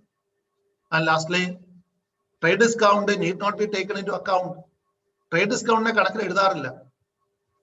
നേരത്തെ പറഞ്ഞ എക്സാമ്പിൾ, 100 രൂപയുടെ സാധനം വാങ്ങിയപ്പോൾ 80 രൂപയ്ക്ക് കിട്ടി. അവിടെ കണക്കിൽ എഴുതുക എത്രയെന്നാണ്? 80 രൂപയുടെ സാധനം വിറ്റെന്ന കണക്കിൽ എഴുതുള്ളൂ കച്ചവടക്കാരൻ. അല്ലെ, വാങ്ങുന്നയാള് അയാൾ ചെലവഴിച്ചത് എത്രയേ ഉള്ളൂ? 80 രൂപയേ ഉള്ളൂ. 80 രൂപ ചെലവായി എന്ന് മാത്രമേ അയാൾ കണക്കിൽ എഴുതുകയുള്ളൂ. അപ്പോൾ ഡിസ്കൗണ്ട്, ട്രേഡ് ഡിസ്കൗണ്ട് ഒഴിവാക്കിയിട്ടാണ് സെയിൽസും പർച്ചേസും കണക്കിൽ എഴുതേണ്ടത്. എന്നാൽ ക്യാഷ് ഡിസ്കൗണ്ട് അങ്ങനെയല്ല, അവ കണക്കിലെടുക്കണം. അവിടെ ഡിസ്കൗണ്ട് അലൗഡ്, അവിടെ ഒരു എക്സ്പെൻസ് ആയിട്ടും ഡിസ്കൗണ്ട് റിസീവ്ഡ് ഒരു ഇൻകം ആയിട്ടും നമ്മൾ കണക്കിൽ എഴുതേണ്ടതുണ്ട്. അപ്പോൾ ട്രേഡ് ഡിസ്കൗണ്ടിനെ കണക്കിലെടുക്കേണ്ടതില്ല. ആ ട്രേഡ് ഡിസ്കൗണ്ട് ഒഴിവാക്കിയിട്ടാണ് പർച്ചേസും സെയിലും നമ്മൾ കണക്കിലെടുക്കുന്നത്. എന്നാൽ ക്യാഷ് ഡിസ്കൗണ്ടിനെ കണക്കിലെടുക്കേണ്ടത് അനിവാര്യമാണ്. സമയപരിമിതി കൊണ്ട് നമ്മൾ 2ാം ചാപ്റ്ററിലേക്ക് കടക്കുകയാണ്. 2ാമത്തെ ചാപ്റ്റർ നമുക്കറിയാം, തിയറി ബേസ് ഓഫ് അക്കൗണ്ടിങ്. അക്കൗണ്ടിങ്ങിന്റെ സൈദ്ധാന്തിക അടിത്തറയാണ്. നമുക്കറിയാം, ഏത് വിഷയമാണെങ്കിലും ആ വിഷയത്തെ ഗവേൺ ചെയ്യുന്ന ചില തത്വങ്ങൾ, നിയമങ്ങളൊക്കെ ഉണ്ടാവും. അതാണ് സൈദ്ധാന്തിക അടിത്തറ, തിയററ്റിക്കൽ ബേസിസ് എന്ന് പറയുക. അക്കൗണ്ടിങ് ഒരു ഡിസിപ്ലിൻ എന്ന നിലയിൽ നമ്മൾ കണ്ടു, ഒരു പഠന വിഷയം എന്ന നിലയിൽ, ഒരു വിജ്ഞാന ശാഖ എന്ന നിലയിൽ അതിനെ ഗവേൺ ചെയ്യുന്ന ഒരുപാട് തത്വങ്ങൾ, പ്രമാണങ്ങളുണ്ട്. ആ തത്വങ്ങളെ കുറിച്ചാണ്, പ്രിൻസിപ്പിൾസിനെ കുറിച്ചാണ് 2ാമത്തെ പാഠം ചർച്ച ചെയ്യുന്നത്, തിയറി ബേസ് ഓഫ് അക്കൗണ്ടിങ്. സാധാരണയായിട്ട് 120 മാർക്കിൽ 10 മാർക്കിന്റെ ചോദ്യങ്ങൾ ഈ 2ാമത്തെ പാഠത്തിൽ നമുക്ക് പ്രതീക്ഷിക്കാവുന്നതാണ്. ഫോക്കസ് ഏരിയയിലൂടെ ഒന്ന് കടന്നു പോകാം. ഇവിടെ നമ്മൾ പ്രധാനപ്പെട്ട 5 ബേസിക് അക്കൗണ്ടിങ് കോൺസെപ്റ്റിനെ കുറിച്ചാണ് ചർച്ച ചെയ്യുന്നത്. 5 പ്രധാനപ്പെട്ട അക്കൗണ്ടിങ് കോൺസെപ്റ്റുകളാണ് നമ്മളിവിടെ ചർച്ച ചെയ്യുന്നത്. അക്കൗണ്ടിങ് കോൺസെപ്റ്റുകൾ എന്ന് പറയുന്നത് അക്കൗണ്ടിങ് പ്രിൻസിപ്പിൾസ് ആണ്. ആ 5 പ്രിൻസിപ്പിൾസ് ഏതൊക്കെയാണ്? Business entity concept, money measurement concept, going concern concept, accounting period concept and also dual aspect concept. മറ്റനവധി കോൺസെപ്റ്റുകൾ നമ്മൾ ചർച്ച ചെയ്യുന്നുണ്ട്. എങ്കിലും കൂടുതൽ ശ്രദ്ധ പതിപ്പിക്കേണ്ടത്, കൂടുതൽ ഇമ്പോർട്ടൻസ് കൊടുത്തുകൊണ്ട് പഠിക്കേണ്ടത് 5 കോൺസെപ്റ്റുകളാണ്, അല്ലെങ്കിൽ അക്കൗണ്ടിങ് പ്രിൻസിപ്പിൾസ് ആണ്. ഈ അക്കൗണ്ടിങ് പ്രിൻസിപ്പിൾസ് അല്ലെ കോൺസെപ്റ്റ്സ് പൊതുവിൽ അറിയപ്പെടുന്നത് ഗ്യാപ്പ് എന്ന പേരിലാണ്. പരീക്ഷയ്ക്ക് ചോദിക്കാറുള്ളതാണ്, ഗ്യാപ്പിന്റെ ഫുൾ ഫോം എന്താണ്? Generally accepted accounting principles.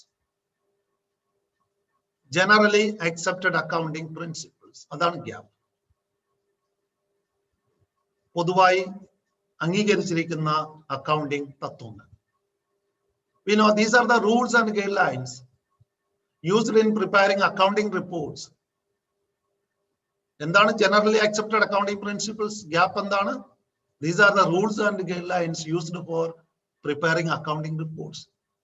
Accounting റിപ്പോർട്ടുകൾ തയ്യാറാക്കാൻ, വിവിധങ്ങളായിട്ടുള്ള അക്കൗണ്ടിങ് സ്റ്റേറ്റ്മെന്റുകൾ തയ്യാറാക്കാൻ വേണ്ടിയിട്ട് പൊതുവായിട്ട് നമ്മൾ ഫോളോ ചെയ്യുന്ന നിയമങ്ങള്, മാർഗനിർദ്ദേശങ്ങള്, തത്വങ്ങളാണ് ഗ്യാപ്പ് എന്ന പേരിൽ അറിയപ്പെടുന്നത്. ഇവയെ തന്നെയാണ് അക്കൗണ്ടിങ് കോൺസെപ്റ്റുകൾ, കൺവെൻഷൻസ് എന്നൊക്കെ അറിയപ്പെടുന്നത്. നമ്മൾ പ്രധാനപ്പെട്ട അക്കൗണ്ടിങ് കോൺസെപ്റ്റുകളിലേക്ക് കടക്കുകയാണ്. ഒന്നാമത്തെ നമുക്കറിയാം, ബിസിനസ് എൻറ്റിറ്റി കോൺസെപ്റ്റ് ആണ്. ഉടമസ്ഥനും ബിസിനസ്സും രണ്ടാണെന്നുള്ള സങ്കല്പമാണിത്. അക്കൗണ്ടിങ്ങിൽ നമ്മൾ ബിസിനസ് എൻറ്റിറ്റി കോൺസെപ്റ്റ് ഫോളോ ചെയ്യുന്നു. അതായത് ബിസിനസ്സും ആ ബിസിനസിന്റെ ഉടമസ്ഥനും രണ്ടാണ്, ഒന്നല്ല. അതുകൊണ്ട് തന്നെ ബിസിനസിന്റെ ഇടപാടുകളും ഉടമസ്ഥന്റെ സ്വകാര്യ ഇടപാടുകളും തമ്മിൽ മിക്സ് ചെയ്യാൻ പാടില്ല. രണ്ടും സെപ്പറേറ്റ് എൻറ്റിറ്റീസ് ആണ്. എന്താണ് എൻറ്റിറ്റി? തനതായ നിലനിൽപ്പുള്ള ഒന്നിനാണ് എൻറ്റിറ്റി എന്ന് പറയുന്നത്. അക്കൗണ്ടിങ്ങില് ബിസിനസ്സിന് സെപ്പറേറ്റ് എൻറ്റിറ്റി ഉണ്ട്. ഉടമസ്ഥനെ മാറ്റി നിർത്തിക്കൊണ്ട് ബിസിനസ്സിന് തനതായ നിലനിൽപ്പുണ്ട്.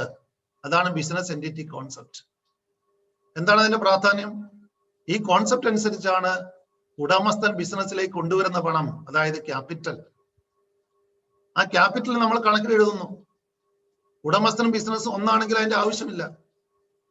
എന്നാൽ ഉടമസ്ഥനും ബിസിനസ്സും രണ്ടാണെന്നുള്ള സങ്കല്പത്തിലാണ് ഉടമസ്ഥൻ ബിസിനസ്സിലേക്ക് കൊണ്ടുവരുന്ന പണം നമ്മൾ രേഖപ്പെടുത്തി വെക്കുന്നത്. അതോടൊപ്പം തന്നെ ഉടമസ്ഥൻ ബിസിനസ്സിൽ നിന്നും സ്വകാര്യ ആവശ്യങ്ങൾക്ക് പണമോ സാധനങ്ങളോ അസറ്റോ ഒക്കെ എടുത്തിട്ടുണ്ടെങ്കിൽ നമുക്കറിയാം അത് ഡ്രോവിങ്സ് ആണ്, തൻപറ്റ്. സ്വന്തം ആവശ്യത്തിന് പറ്റുന്ന തുക, തൻപറ്റ്. ആ ഡ്രോവിങ്സിനെ കണക്കിലെടുക്കുന്നതും ഈ ബിസിനസ് എൻറ്റിറ്റി കോൺസെപ്റ്റ് അനുസരിച്ചാണ്. ഈ ഒരു കോൺസെപ്റ്റ് അനുസരിച്ചാണ് നമുക്കറിയാം നമ്മൾ ബാലൻസ് ഷീറ്റ് തയ്യാറാക്കിയപ്പോൾ ക്യാപിറ്റലിനെ ലയബിലിറ്റി സൈഡിലാണ് എഴുതിയത്. കാരണം ഇവിടെ ബിസിനസ് എൻറ്റിറ്റി കോൺസെപ്റ്റ് പ്രകാരം ഉടമസ്ഥനെ ബിസിനസ്സിലേക്ക് പണം വായ്പ നൽകിയിട്ടുള്ള ഒരു വ്യക്തിയായിട്ട് അല്ലെങ്കിൽ ഒരു ക്രെഡിറ്ററിന്റെ പദവി ആണ് നൽകിയിരിക്കുന്നത്. അക്കൗണ്ടിങ്ങിൽ ഓണർക്ക് ഒരു ക്രെഡിറ്ററിന്റെ പദവിയാണ് കൊടുത്തിരിക്കുന്നത്. ക്രെഡിറ്റർ എന്ന് പറഞ്ഞാൽ ബിസിനസ്സിൽ നിന്നും പണം കൊടുക്കാനുള്ള ആൾക്കാരാണ്. നമ്മൾ ആർക്ക് കടപ്പെട്ടിരിക്കുന്നോ അല്ലെ ആർക്കൊക്കെ പണം കൊടുക്കാനുണ്ടോ അവരൊക്കെ ക്രെഡിറ്റേഴ്സ് ആണ് നമ്മളുടെ. അതുപോലെ ഒരു ക്രെഡിറ്ററാണ് ഓണർ. ഉടമസ്ഥനും ബിസിനസ്സിലേക്ക് പൈസ മുടക്കിയപ്പോൾ ബിസിനസിന്റെ ഒരു ക്രെഡിറ്റർ ആയിട്ട് വേണമെങ്കിൽ അയാളെ കണക്കാക്കാമെന്നാണ് ഈ ഒരു കോൺസെപ്റ്റിൽ പറയുന്നത്. അതുകൊണ്ടാണ് നമ്മൾ ബാലൻസ് ഷീറ്റിൽ അവിടെ ലയബിലിറ്റി സൈഡിലാണ് ക്യാപിറ്റലിനെ ഉൾപ്പെടുത്തിയിരിക്കുന്നത്. ഇതൊക്കെ ബിസിനസ് എൻറ്റിറ്റി കോൺസെപ്റ്റിന്റെ പ്രസക്തിയാണ് നമ്മൾ സൂചിപ്പിക്കുന്നത്. രണ്ടാമതായിട്ട് മണി മെഷർമെന്റ് കോൺസെപ്റ്റ് ആണ്. എന്താണ് money measurement concept? What is money measurement concept? Short note ചോദിക്കാറുള്ളതാണ്, ചെറിയ വിശദീകരണം എഴുതാൻ പതിവായിട്ട് ചോദിക്കാറുള്ളതാണ് മണി മെഷർമെന്റ് കോൺസെപ്റ്റ്. നമുക്കറിയാം പണപരമായിട്ട് രേഖപ്പെടുത്താൻ കഴിയുന്ന കാര്യങ്ങളെ നമ്മൾ അക്കൗണ്ടിങ്ങിൽ ഉൾക്കൊള്ളിക്കാറുണ്ടോ? നിർവചനത്തിൽ പറഞ്ഞതാണ്. Which can be expressed in monetary terms. പണപരമായിട്ട് പ്രസ്താവിക്കാൻ കഴിയുന്ന കാര്യങ്ങൾ മാത്രമേ അക്കൗണ്ടിങ്ങിൽ ഉൾക്കൊള്ളിക്കാൻ പാടുള്ളൂ. അതാണ് money measurement concept. Transactions that can be measured in terms of money only are recorded in the books of accounts. ചിലപ്പോൾ അത് അക്കൗണ്ടിങ്ങിന് ഒരു പരിമിതിയായിട്ട് പറയാറുണ്ട്. കാരണം എന്താണ്? ബിസിനസിനെ ബാധിക്കുന്ന ഒരുപാട് ഗുണപരമായ കാര്യങ്ങളുണ്ട്. നല്ല എഫിഷ്യന്റ് ആയിട്ടുള്ള വർക്കേഴ്സ് ആയിരിക്കും നമ്മുടെ സ്ഥാപനത്തിന്റെ വിജയം. ആ വർക്കേഴ്സിന്റെ എഫിഷ്യൻസിയെ നമുക്ക് എന്താണ്, അല്ലെങ്കിൽ അവരുടെ ഹാർഡ് വർക്ക്, അതാണ് ബിസിനസ്സിൽ ലാഭത്തിന് കാരണമെങ്കിലും അത് നമുക്ക് കണക്കിലെഴുതാൻ പറ്റുന്നില്ല. ബിസിനസിനെ സ്വാധീനിക്കുന്ന ഒരു പ്രധാനപ്പെട്ട കാര്യം എന്ന നിലയിൽ നമുക്കതിനെ കണക്കിലെഴുതാൻ പറ്റില്ല. കാരണം അങ്ങനെയുള്ള ക്വാളിറ്റേറ്റീവ് ആസ്പെക്ട്സ് മോണിറ്ററി ടേംസിൽ നമുക്ക് എക്സ്പ്രസ് ചെയ്യാൻ പറ്റില്ല. അപ്പൊ അത് അക്കൗണ്ടിങ്ങിന്റെ ഒരു പരിമിതിയാണ്. കാരണം നമ്മൾ ഫോളോ ചെയ്യുന്ന എന്താണ്? മണി മെഷർമെന്റ് കോൺസെപ്റ്റ് ആണ്. പണപരമായിട്ട് പ്രസ്താവിക്കാൻ കഴിയുന്ന കാര്യങ്ങളെ മാത്രമേ അക്കൗണ്ടിങ്ങിൽ ഉൾപ്പെടുത്താൻ കഴിയുകയുള്ളൂ. അടുത്തായിട്ട് നമ്മൾ ചർച്ച ചെയ്യുന്നത് ഗോയിങ് കൺസേൺ കോൺസെപ്റ്റ് ആണ്. ബിസിനസ്സിന് നീണ്ടകാല ലൈഫ് ഉണ്ട്. ബിസിനസ് ഉടനെ അടച്ചുപൂട്ടാനോ വിൽക്കാനോ ഉദ്ദേശിക്കുന്നില്ല എന്നുള്ള ആ ഒരു കോൺസെപ്റ്റ് ആണ് ഗോയിങ് കൺസേൺ കോൺസെപ്റ്റ്. നമ്മുടെ സ്ഥാപനം ഗോയിങ് ആണ്, നമ്മുടെ കൺസേൺ സ്ഥാപനം, നമ്മുടെ ബിസിനസ് സ്ഥാപനം അത് ഗോയിങ് ആണ്, തുടർന്നുകൊണ്ടേയിരിക്കുന്ന ഒന്നാണ്. അതിനൊരു ലോങ് ലൈഫ് ഉണ്ട് ഫ്യൂച്ചറിൽ. ആ ഒരു സങ്കല്പമാണ് ഗോയിങ് കൺസേൺ കോൺസെപ്റ്റ് എന്ന് പറയുന്നത്. The business will last for a long time. അതുകൊണ്ടാണ് നമ്മൾ എന്താണ് ഫിക്സഡ് അസറ്റിന് ഡിപ്രീസിയേഷൻ ഒക്കെ ചാർജ് ചെയ്യുന്നത്. കാരണം ഒരിക്കലും എന്താണ് ഫിക്സഡ് അസറ്റിനെ അതിന്റെ വിൽപ്പന വിലക്കല്ല കണക്കിൽ എഴുതുക. അതിന് മാർക്കറ്റ് പ്രൈസിലല്ല നമ്മൾ അസറ്റിനെ കണക്കിൽ എഴുതുക. പിന്നെയോ അതിന്റെ കോസ്റ്റ് പ്രൈസിൽ ലെസ് ഡിപ്രീസിയേഷനിലാണ്, അല്ലെ? അതായത് അത് വാങ്ങിയ വിലയിൽ നിന്നും അതിന് ഡിപ്രീസിയേഷൻ ഉണ്ടെങ്കിൽ ആ ഡിപ്രീസിയേഷൻ കുറച്ചതിന് ശേഷമുള്ള തുകയ്ക്കാണ് ഫിക്സഡ് അസറ്റിനെ കണക്കിൽ നമ്മൾ എഴുതുന്നത്. എന്തുകൊണ്ടാണ്? ഈ ഗോയിങ് കൺസേൺ കൺസെപ്റ്റ് കൊണ്ടാണ്. കാരണം ഗോയിങ് കൺസേൺ കൺസെപ്റ്റിൽ എന്താ പറയുന്നത്? ബിസിനസ്സിന് നീണ്ട ലൈഫ് ഉണ്ട്, ബിസിനസ് ഉടനെ അടച്ചുപൂട്ടാനോ വിൽക്കാനോ ഉദ്ദേശിക്കുന്നില്ല. അതുകൊണ്ട് തന്നെ എന്താണ്, നമുക്ക് ഫിക്സഡ് അസറ്റ് മാർക്കറ്റ് പ്രൈസിൽ കാണിക്കേണ്ടതില്ല. ഫിക്സഡ് അസറ്റുകളൊക്കെ കോസ്റ്റ് ലെസ് ഡിപ്രീസിയേഷനിൽ വേണം കാണിക്കാൻ. അക്കൗണ്ടിങ്ങിലെ ഏറ്റവും പ്രധാനപ്പെട്ട കോൺസെപ്റ്റ് ആണ് ഡ്യുവൽ ആസ്പെക്ട് കോൺസെപ്റ്റ്. നമ്മൾ ഫോളോ ചെയ്യുന്ന അക്കൗണ്ടിങ് രീതി നമുക്കറിയാം, ശാസ്ത്രീയ അക്കൗണ്ടിങ് രീതി, ഡബിൾ എൻട്രി സിസ്റ്റം. ആ ഡബിൾ എൻട്രി സിസ്റ്റം, ഇരട്ട രേഖപ്പെടുത്തൽ സമ്പ്രദായം, ആ ഡബിൾ എൻട്രി സിസ്റ്റത്തിനെ ഗവേൺ ചെയ്യുന്ന തത്വം എന്ന് പറയുന്നത് ഡ്യുവൽ ആസ്പെക്ട് പ്രിൻസിപ്പിൾ അല്ലെങ്കിൽ ഡ്യുവൽ ആസ്പെക്ട് കോൺസെപ്റ്റ് ആണ്. അവിടെ പറയുന്ന ഓരോ ട്രാൻസാക്ഷനും രണ്ട് ആസ്പെക്ട് ഉണ്ടെന്നും ആ രണ്ട് ആസ്പെക്ടിനെയും കണക്കിലെടുക്കണമെന്നുമാണ് അവിടെ പറയുന്നത്. ഉദാഹരണം പറഞ്ഞാൽ പർച്ചേസ് ഗുഡ്സ് ഫോർ ക്യാഷ്, രൊക്കം പണം കൊടുത്തുകൊണ്ട് സാധനങ്ങൾ വാങ്ങി, ബിസിനസ്സിലേക്ക് സാധനങ്ങൾ വാങ്ങി, പർച്ചേസ് ഗുഡ്സ് ഫോർ ക്യാഷ് ₹5,000. 5000 രൂപയ്ക്ക് സാധനങ്ങൾ ബിസിനസ്സിലേക്ക് വാങ്ങി രൊക്കം പണം കൊടുത്തുകൊണ്ട്. അവിടെ രണ്ട് കാര്യങ്ങൾ ഏതൊക്കെയാണ് സംഭവിച്ചത്? ഒന്ന്, ബിസിനസ്സിലേക്ക് സാധനങ്ങൾ കിട്ടി, അല്ലെങ്കിൽ സാധനം വാങ്ങി, പർച്ചേസസ് ആണ് ഒരു ആസ്പെക്ട്. സാധനങ്ങൾ വാങ്ങി എന്ന് പറയാം, അത്രയും പൈസ നമ്മൾ ചിലവഴിച്ചു, സാധനങ്ങൾ ബിസിനസ്സിലേക്ക് കിട്ടി. അപ്പോൾ പർച്ചേസസ് എന്ന് പറയുന്ന ഒരു കാര്യം അവിടെ നടന്നു, സാധനങ്ങൾ വാങ്ങി എന്ന് പറയുന്ന ഒരു കാര്യം നടന്നു. രണ്ടാമത്തെ കാര്യം എന്താണ്? നമുക്കറിയാം, പൈസ കൊടുത്തു, പണം കൊടുത്തു, പെയ്ഡ് ക്യാഷ്. അപ്പൊ അത്രയും ക്യാഷ് ബിസിനസ്സിൽ നിന്ന് കുറഞ്ഞു. അപ്പോൾ സാധനങ്ങൾ ബിസിനസ്സിലേക്ക് ലഭിച്ചു, സാധനങ്ങൾ വാങ്ങി. അതേ സമയത്ത് രണ്ടാമതായിട്ട് എന്താണ്? അവിടെ അത്രയും പേയ്മെന്റ് കൊടുത്തു, പൈസ കൊടുത്തു. അപ്പൊ അവിടെ ഒരു റിസീവിങ് ആസ്പെക്റ്റും ഒരു ഗിവിങ് ആസ്പെക്റ്റും ഉണ്ട്. ഏത് ട്രാൻസാക്ഷൻ എടുത്ത് നോക്കിയാലും അവിടെ നമുക്ക് ലഭിക്കുന്ന ഒരു കാര്യം ഉണ്ടാവും, കൊടുക്കുന്ന ഒരു കാര്യം ഉണ്ടാവും.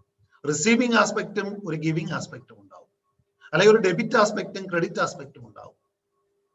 അപ്പൊ രണ്ടിനെയും കണക്കിലെടുക്കണമെന്നാണ് ഈ ഡ്യുവൽ ആസ്പെക്ട് കോൺസെപ്റ്റ് പറയുന്നത്. അപ്പൊ ഈ ഡ്യുവൽ ആസ്പെക്ട് കോൺസെപ്റ്റിനെ അനുസരിച്ചു കൊണ്ടുള്ള അക്കൗണ്ടിങ് രീതിയാണ്, അക്കൗണ്ടിങ് സമ്പ്രദായമാണ് ഡബിൾ എൻട്രി സിസ്റ്റം, നമ്മൾ ഫോളോ ചെയ്യുന്ന ശാസ്ത്രീയ അക്കൗണ്ടിങ് രീതി. അപ്പൊ ഇതിൽ നമുക്ക് പറയാൻ സാധിക്കും, ഓരോ ഡെബിറ്റിന് തുല്യമായ ക്രെഡിറ്റ് ഉണ്ട് എന്നതാണ് ഇത് പറയുന്നത്, ഡ്യുവൽ ആസ്പെക്ട് കോൺസെപ്റ്റ്. നമ്മൾ മൂന്നാമത്തെ ചാപ്റ്ററിലേക്ക് കടക്കുകയാണ്. Third chapter, very very important chapter, that is recording of transactions 1. തുടർന്നുള്ള രണ്ട് ചാപ്റ്റേഴ്സ് റെക്കോർഡിംഗ് ഓഫ് ട്രാൻസാക്ഷനുമായിട്ട് ബന്ധപ്പെട്ടതാണ്. ഇടപാടുകളെ എങ്ങനെ കണക്കിൽ എഴുതാം എന്നുള്ള കാര്യമാണ് അവിടെ ചർച്ച ചെയ്യുന്നത്. ബിസിനസ്സിൽ നടക്കുന്ന നാനാതരം ഇടപാടുകളെ എങ്ങനെ കണക്കിൽ രേഖപ്പെടുത്താം. അപ്പോൾ അക്കൗണ്ടിങ്ങിന്റെ ഏറ്റവും ബേസ് ആയിട്ടുള്ള രണ്ട് ചാപ്റ്റേഴ്സ് ആണ് റെക്കോർഡിംഗ് ഓഫ് ട്രാൻസാക്ഷൻ 1 and 2. അതുകൊണ്ടാണ് ഏറ്റവും കൂടുതൽ മാർക്ക് വെയിറ്റേജും ഈ രണ്ട് ചാപ്റ്റേഴ്സിന് കൊടുത്തിട്ടുണ്ട്. അപ്പോൾ ഈ ചാപ്റ്റർ തന്നെ 17 സ്കോറിന്റെ വെയിറ്റേജ് ഉള്ള ഒരു ചാപ്റ്ററാണ്. സാധാരണ 17 മാർക്കിന് വരെ ചോദ്യങ്ങൾ ഈ പാഠഭാഗത്ത് നിന്ന് നമുക്ക് പ്രതീക്ഷിക്കാം.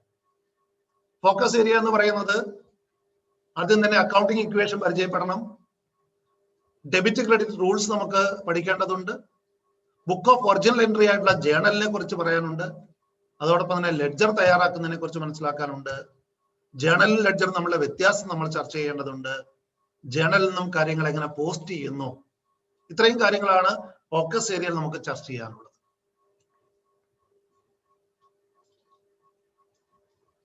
അക്കൗണ്ടിങ് ഇക്വേഷൻ നമുക്ക് എല്ലാവർക്കും പരിചിതമാണ്. Assets equal to equities.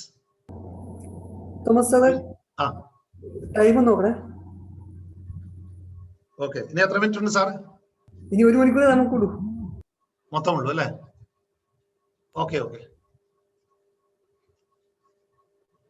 അപ്പോൾ accounting equation, assets equal to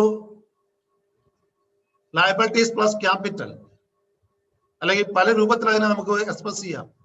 capital കണ്ടുപിടിക്കാൻ വേണ്ടി അസറ്റിന് ലയബിലിറ്റി കുറയ്ക്കാം, അല്ലെങ്കിൽ ലയബിലിറ്റി കണ്ടുപിടിക്കാൻ അസറ്റിൽ നിന്നും ക്യാപിറ്റൽ കുറയ്ക്കാം, അല്ലെങ്കിൽ assets minus capital minus liability എന്ന് പറഞ്ഞാൽ നമുക്ക് റിസൾട്ട് 0 ആയിരിക്കും.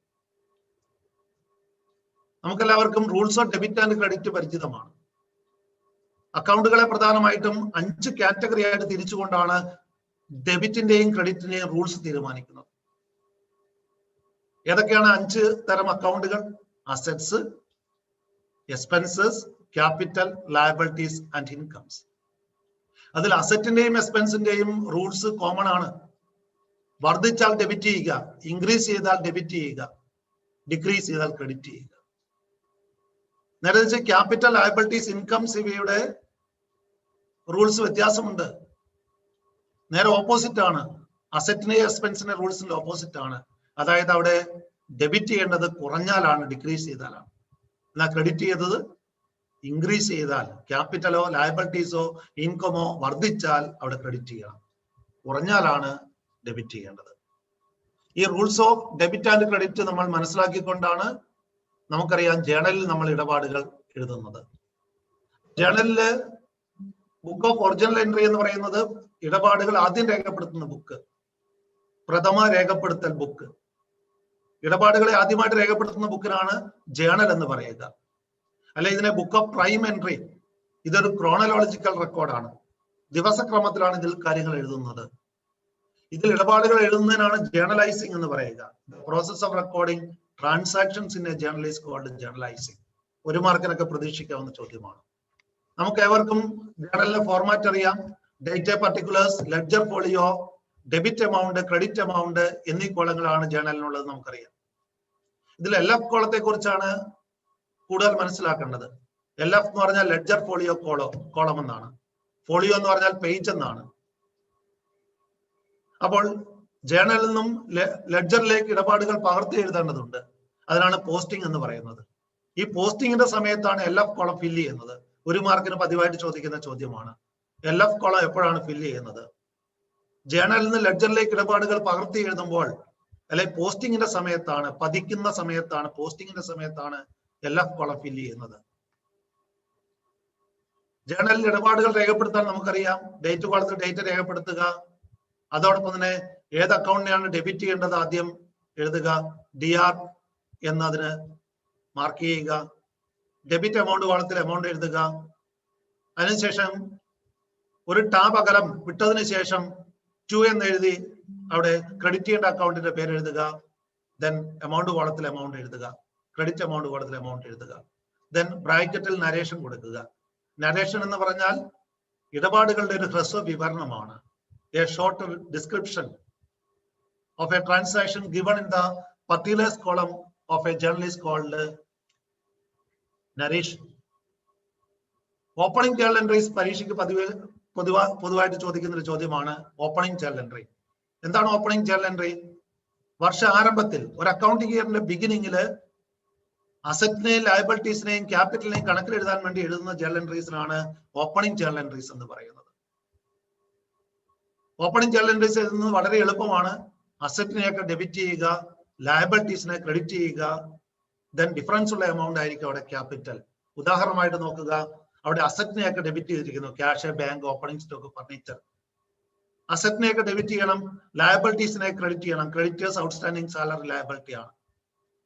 അപ്പോൾ വ്യത്യാസമുള്ള തുകയിൽ നിന്നാണ് ക്യാപിറ്റൽ കണ്ടുപിടിക്കുക. നമുക്കറിയാം ക്യാപിറ്റൽ എന്ന് പറയുന്ന അസറ്റ്സ് മൈനസ് ലയബിലിറ്റീസ് ആണ്. ഇപ്പൊ 80,000 അസറ്റ് ഉണ്ട്, ലയബിലിറ്റീസ് എല്ലാം കൂടെ 20,000 ഉള്ളൂ. അങ്ങനെ 60,000 ക്യാപിറ്റൽ ആ ഡിഫറൻസ് കൂടെ നമുക്ക് കണ്ടുപിടിക്കാം. ഈ രീതിയിലാണ് ഓപ്പണിംഗ് ജേർണൽ എൻട്രി നമ്മൾ എഴുതേണ്ടത്. അതോടൊപ്പം ലെഡ്ജറിനെ കുറിച്ചും കൂടെ നമ്മൾ മനസ്സിലാക്കേണ്ടതുണ്ട്. ബുക്ക് ഓഫ് സെക്കൻഡറി എൻട്രി ആണ്. ഇടപാടുകളെ തരംതിരിച്ചെഴുതുന്ന ബുക്കാണത്. It is a collection of accounts. ആ ലെഡ്ജറിൽ അനവധി അക്കൗണ്ടുകളായിരിക്കും ഉണ്ടാവുക. എന്നാൽ ഇതാണ് ബിസിനസിന്റെ ഏറ്റവും പ്രധാനപ്പെട്ട book of account. It is the principal book of account. അല്ലെങ്കിൽ ബുക്ക് ഓഫ് സെക്കൻഡറി എൻട്രി എന്നൊക്കെ ഇതിനെ വിശേഷിപ്പിക്കാം. ലെഡ്ജർ അക്കൗണ്ടുകളെ പ്രധാനമായിട്ട് 2 കാറ്റഗറി ആയിട്ട് തിരിക്കാം. ഒന്ന് പെർമനന്റ് അക്കൗണ്ടുകളും മറ്റൊന്ന് ടെമ്പററി അക്കൗണ്ടുകളുമാണ്. പരീക്ഷയ്ക്ക് പ്രതീക്ഷിക്കാവുന്ന മറ്റൊരു ചോദ്യമാണിത്. തന്നിരിക്കുന്ന അക്കൗണ്ടുകളെ പെർമനന്റ് അക്കൗണ്ട്, ടെമ്പററി അക്കൗണ്ടുകളായിട്ട് തരംതിരിക്കുക. പെർമനന്റ് അക്കൗണ്ടുകൾ അസറ്റ് അക്കൗണ്ടുകളും ലയബിലിറ്റി അക്കൗണ്ടുകളും ക്യാപിറ്റൽ അക്കൗണ്ടുകളും മാത്രമാണ്. പെർമനന്റ് അക്കൗണ്ടുകൾ, സ്ഥിരമായ അക്കൗണ്ടുകൾ, അടുത്ത വർഷത്തേക്ക് ബാലൻസ് ക്യാരി ഫോർവേഡ് ചെയ്യുന്ന അക്കൗണ്ടുകളാണ് പെർമനന്റ് അക്കൗണ്ടുകൾ. അസറ്റ് അക്കൗണ്ടുകളും ലയബിലിറ്റി അക്കൗണ്ടുകളും ക്യാപിറ്റൽ അക്കൗണ്ടും മാത്രമേ പെർമനന്റ് അക്കൗണ്ട് ഉള്ളൂ. എന്നാൽ എക്സ്പെൻസ് അക്കൗണ്ടുകളും ഇൻകം അക്കൗണ്ടുകളും അല്ലെ റവന്യൂ അക്കൗണ്ടുകളും എക്സ്പെൻസ് അക്കൗണ്ടുകളും ടെമ്പററി അക്കൗണ്ടുകളാണ്. അവയ്ക്ക് തനത് വർഷത്തേക്ക് മാത്രമേ ആയുസുള്ളൂ. അതാണ് താൽക്കാലിക അക്കൗണ്ട് എന്ന് പറയുന്നത്. അവ വർഷാവസാനം എന്താണ്, അതിന്റെ balance trading profit and loss അക്കൗണ്ടിലേക്ക് ട്രാൻസ്ഫർ ചെയ്തിട്ട് ക്ലോസ് ചെയ്യേണ്ടതാണ്. അപ്പോൾ പല അക്കൗണ്ടിന്റെ പേര് തന്നിട്ട് അതിനെ പെർമനന്റ് അക്കൗണ്ടുകളും ടെമ്പററി അക്കൗണ്ടുകളുമായിട്ട് തരംതിരിക്കാൻ ചിലപ്പോൾ പ്രതീക്ഷിക്കാവുന്ന ചോദ്യമാണ്. ലെഡ്ജർ അക്കൗണ്ടിന്റെ ഫോർമാറ്റ് നമുക്കറിയാം. ഡെബിറ്റ് സൈഡും ക്രെഡിറ്റ് സൈഡും അതിനുണ്ട്.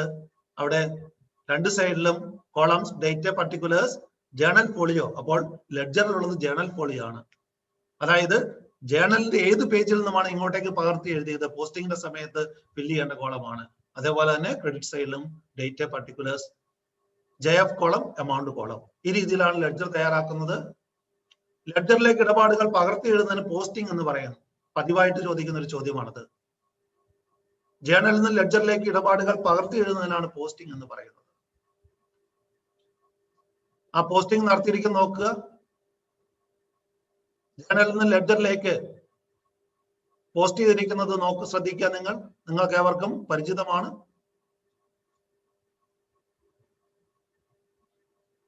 ഈ രീതിയിൽ പോസ്റ്റിംഗ് ജേണലിൽ നിന്നും ലെഡ്ജറിലേക്ക് പോസ്റ്റിംഗ് നിർവഹിക്കുന്നു. പതിവായിട്ട് ചോദിക്കുന്ന ഒരു ചോദ്യം കൂടി കണ്ടുകൊണ്ട് നമുക്ക് അവസാനിപ്പിക്കാം. ജേണലും ലെഡ്ജറും തമ്മിലുള്ള വ്യത്യാസം എന്താണ്? ഈ ചോദ്യം ഒട്ടുമിക്ക എല്ലാ ചോദ്യ പേപ്പറുകളിലും നമുക്ക് കാണാവുന്ന ഒരു ചോദ്യമാണ്. അതുകൊണ്ട് പഠിച്ചിട്ട് നിർബന്ധമായിട്ട് പോകേണ്ട ഒരു ചോദ്യം കൂടിയാണ്. ജേണലും ലെഡ്ജറും തമ്മിലുള്ള വ്യത്യാസം. നമുക്കറിയാം, ജേണൽ എന്ന് പറയുന്നത് ബുക്ക് ഓഫ് ഒറിജിനൽ എൻട്രി ആണ്. എന്നാൽ ലെഡ്ജർ എന്ന് പറയുന്നത് ബുക്ക് ഓഫ് സെക്കൻഡറി എൻട്രി ആണ്. ജേണൽ ഇടപാടുകൾ ക്രോണോളജിക്കൽ ഓർഡറിലാണ്, ദിവസക്രമത്തിലാണ് എഴുതി വെക്കുന്നത്. എന്നാൽ ലെഡ്ജറിൽ അങ്ങനെയല്ല, ഇടപാടുകളെ തരംതിരിച്ചുകൊണ്ട് അനലിറ്റിക്കൽ മാനറിലാണ് റെക്കോർഡ് ചെയ്യുന്നത്. ജേണലിൽ ഇടപാടുകൾ രേഖപ്പെടുത്തി വെക്കുന്നത് നമുക്കറിയാം വൗച്ചർ അല്ലെങ്കിൽ സോഴ്സ് ഡോക്യുമെന്റുകളുടെ ബേസിസിലാണ്. ജേണലിൽ ഇടപാടുകൾ നമ്മൾ എഴുതുന്നത് വൗച്ചർ നോക്കിയിട്ടാണ്, അല്ലെങ്കിൽ സോഴ്സ് ഡോക്യുമെന്റ് നോക്കിയിട്ടാണ്. എന്നാൽ ജേണൽ നോക്കിയിട്ടാണ് ലെഡ്ജറിലേക്ക് ഇടപാടുകൾ എഴുതുന്നത്. അപ്പൊ ലെഡ്ജറിൽ ഇടപാടുകൾ എഴുതുന്നത് ജേണലിനെ ബേസ് ചെയ്തുകൊണ്ടാണ്. തന്നെയുമല്ല, ജേണലിൽ ബാലൻസിങ് ആവശ്യമില്ല. ലെഡ്ജറിലാകട്ടെ പീരിയോഡിക്കലായിട്ട് നമ്മൾ എല്ലാ അക്കൗണ്ടുകളും ബാലൻസ് ചെയ്യാറുണ്ട്. ദെൻ ജേണലിൽ ഇടപാടുകൾ എഴുതുന്നതിനെ ജേണലൈസിംഗ് എന്ന് പറയുമ്പോൾ ലെഡ്ജറിൽ ഇടപാടുകൾ രേഖപ്പെടുത്തുന്നതിനെ പോസ്റ്റിംഗ് എന്നാണ് പറയുന്നത്. So thank you all. തുടർന്ന് അടുത്ത ചാപ്റ്റേഴ്സ് ചർച്ച ചെയ്യുന്നതിന് വേണ്ടിയിട്ട് ഏറ്റവും പ്രിയപ്പെട്ട സുധീഷ് സാറിനെ സദ്യം ക്ഷണിക്കുന്നു.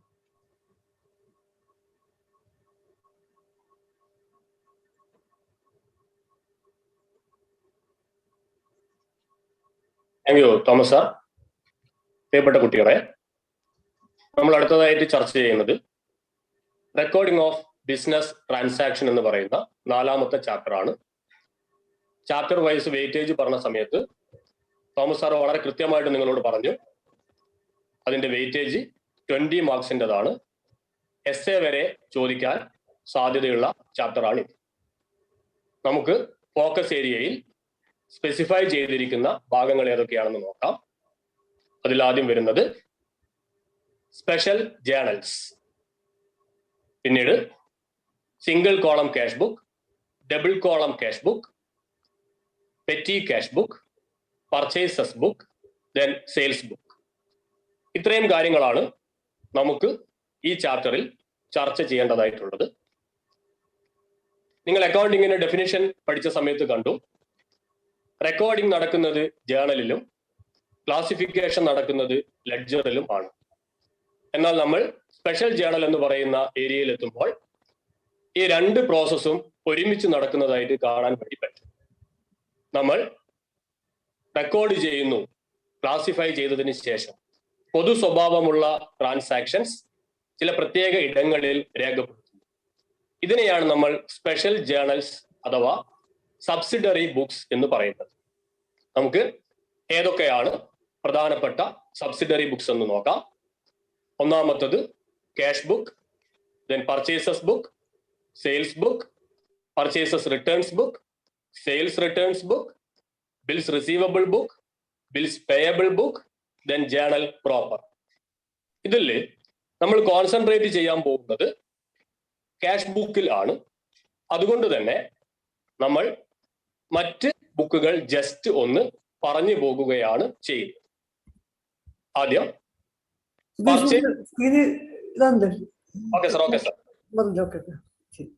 ആദ്യം ക്യാഷ് ബുക്കിലേക്ക് കടക്കുന്നതിന് മുമ്പ് നമുക്ക് മറ്റ് ബുക്കുകൾ ജസ്റ്റ് ഒന്ന് പരാമർശിച്ചിട്ട് പോവാം. അതിനുശേഷം നമുക്ക് ഡീറ്റെയിൽ ആയിട്ട് ക്യാഷ് ബുക്കിലേക്ക് കടക്കാം. പർച്ചേസസ് ബുക്ക് ഇത് ഉപയോഗിക്കുന്നത് to record credit purchases of goods ആണ്. കടത്തിന് വാങ്ങിയ സാധനങ്ങൾ രേഖപ്പെടുത്തുന്നതിന് വേണ്ടി ഉപയോഗിക്കുന്ന ബുക്കാണ് പർച്ചേസസ് ബുക്ക്. 2 കാര്യങ്ങൾക്കാണ് ഇവിടെ പ്രാധാന്യം. ഒന്ന്, വാങ്ങിയത് കടത്തിനായിരിക്കണം. 2, വാങ്ങിയത് ഗുഡ്സ് ആയിരിക്കണം. ഗുഡ്സ് കടത്തിന് വാങ്ങുമ്പോഴാണ് നമ്മൾ ഇവിടെ രേഖപ്പെടുത്തുന്നത്. ഇതിന്റെ സോഴ്സ് ഡോക്യുമെന്റ് ഇൻവോയ്സ് ആണ്. രണ്ടാമത്തത്, കടത്തിന് സാധനങ്ങൾ വിൽക്കുന്ന സമയത്ത് രേഖപ്പെടുത്തുന്ന ബുക്കാണ് സെയിൽസ് ബുക്ക്. ഇതിന്റെയും സോഴ്സ് ഡോക്യുമെന്റ് ഇൻവോയ്സ് ആണ്. മറ്റൊന്ന് പർച്ചേസസ് റിട്ടേൺസ് ബുക്ക് ആണ്. അത് നമ്മുടെ ഫോക്കസ് ഏരിയയിൽ പറയാത്തതാണ്, എങ്കിലും അതുമായി ബന്ധപ്പെട്ട് നിങ്ങൾ അറിഞ്ഞിരിക്കണം. പ്രത്യേകിച്ച് മൾട്ടിപ്പിൾ ചോയ്സ് ടൈപ്പ് ക്വസ്റ്റ്യൻസ് വരുന്ന സമയത്ത് മുഴുവൻ മാർക്കും സ്കോർ ചെയ്യുന്ന കുട്ടികളെ സംബന്ധിച്ചിടത്തോളം ഇവയും വളരെ പ്രധാനപ്പെട്ടത് തന്നെയാണ്. നമ്മൾ വാങ്ങിയ സാധനങ്ങൾ തിരിച്ചു കൊടുക്കുന്നത് രേഖപ്പെടുത്തുന്ന ബുക്കാണ് പർച്ചേസസ് റിട്ടേൺസ് ബുക്ക്. അതുമായി ബന്ധപ്പെട്ട് നിങ്ങൾ ഓർത്തിരിക്കേണ്ടത് അതിന്റെ സോഴ്സ് ഡോക്യുമെന്റ് ഏതാണ് എന്നതാണ്. ഇതിന്റെ സോഴ്സ് ഡോക്യുമെന്റ് ഡെബിറ്റ് നോട്ട് ആണ് എന്ന കാര്യം കൃത്യമായിട്ട് ഓർക്കുക. അതേപോലെ വിറ്റ സാധനങ്ങൾ തിരിച്ചു വരുന്ന സമയത്ത് അത് നമ്മൾ രേഖപ്പെടുത്തുന്ന ബുക്കാണ് സെയിൽസ് റിട്ടേൺസ് ബുക്ക്. ഇതിന്റെ സോഴ്സ് ഡോക്യുമെന്റ് ക്രെഡിറ്റ് നോട്ട് ആണ് എന്നതും കൃത്യമായിട്ട് ഓർത്തു വെക്കുക. ഈ ഡെബിറ്റ് നോട്ട്, ക്രെഡിറ്റ് നോട്ട് തുടങ്ങിയ ടേംസ് നമ്മുടെ ഫോക്കസ് ഏരിയയിൽ പറഞ്ഞിട്ടില്ലെങ്കിലും എക്സാമിനേഷൻ പോയിന്റ് ഓഫ് വ്യൂവിൽ അവ നോൺ ഫോക്കസ് ഏരിയയിൽ നിന്ന് ചോദിക്കാൻ സാധ്യതയുള്ളതിനാൽ ആ രൂപത്തിൽ തന്നെ നിങ്ങൾ അവ തയ്യാറെടുക്കേണ്ടതാണ്. മറ്റൊന്ന് ബിൽസ് റിസീവബിൾ ബുക്കാണ്. അത് നിങ്ങൾ പിന്നീട് പഠിക്കുന്ന ബിൽ ഓഫ് എക്സ്ചേഞ്ച് എന്ന് പറയുന്ന ചാപ്റ്ററുമായി ബന്ധപ്പെട്ടതാണ്. ബിസിനസ് ഡ്രോ ചെയ്തിരിക്കുന്ന ബില്ലുകളുടെ ഡീറ്റെയിൽസ് രേഖപ്പെടുത്തുന്ന ബുക്കാണ് ബിൽസ് റിസീവബിൾ ബുക്ക്. അതുപോലെ ബിസിനസ് ആക്സെപ്റ്റ് ചെയ്തിരിക്കുന്ന ബില്ലുകളുടെ കാര്യങ്ങൾ രേഖപ്പെടുത്തുന്ന ബുക്കാണ് ബിൽസ് പേയബിൾ ബുക്ക്. ഏറ്റവും ഒടുവിൽ നിങ്ങൾക്ക് കാണാം ജേണൽ പ്രോപ്പർ.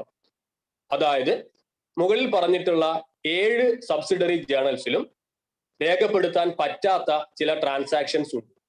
അങ്ങനെയുള്ള ട്രാൻസാക്ഷൻസ് രേഖപ്പെടുത്തുന്നതിന് വേണ്ടി ഉപയോഗിക്കുന്ന സബ്സിഡറി ബുക്കിനെയാണ് നമ്മൾ ജേണൽ പ്രോപ്പർ എന്ന് പറയുന്നത്.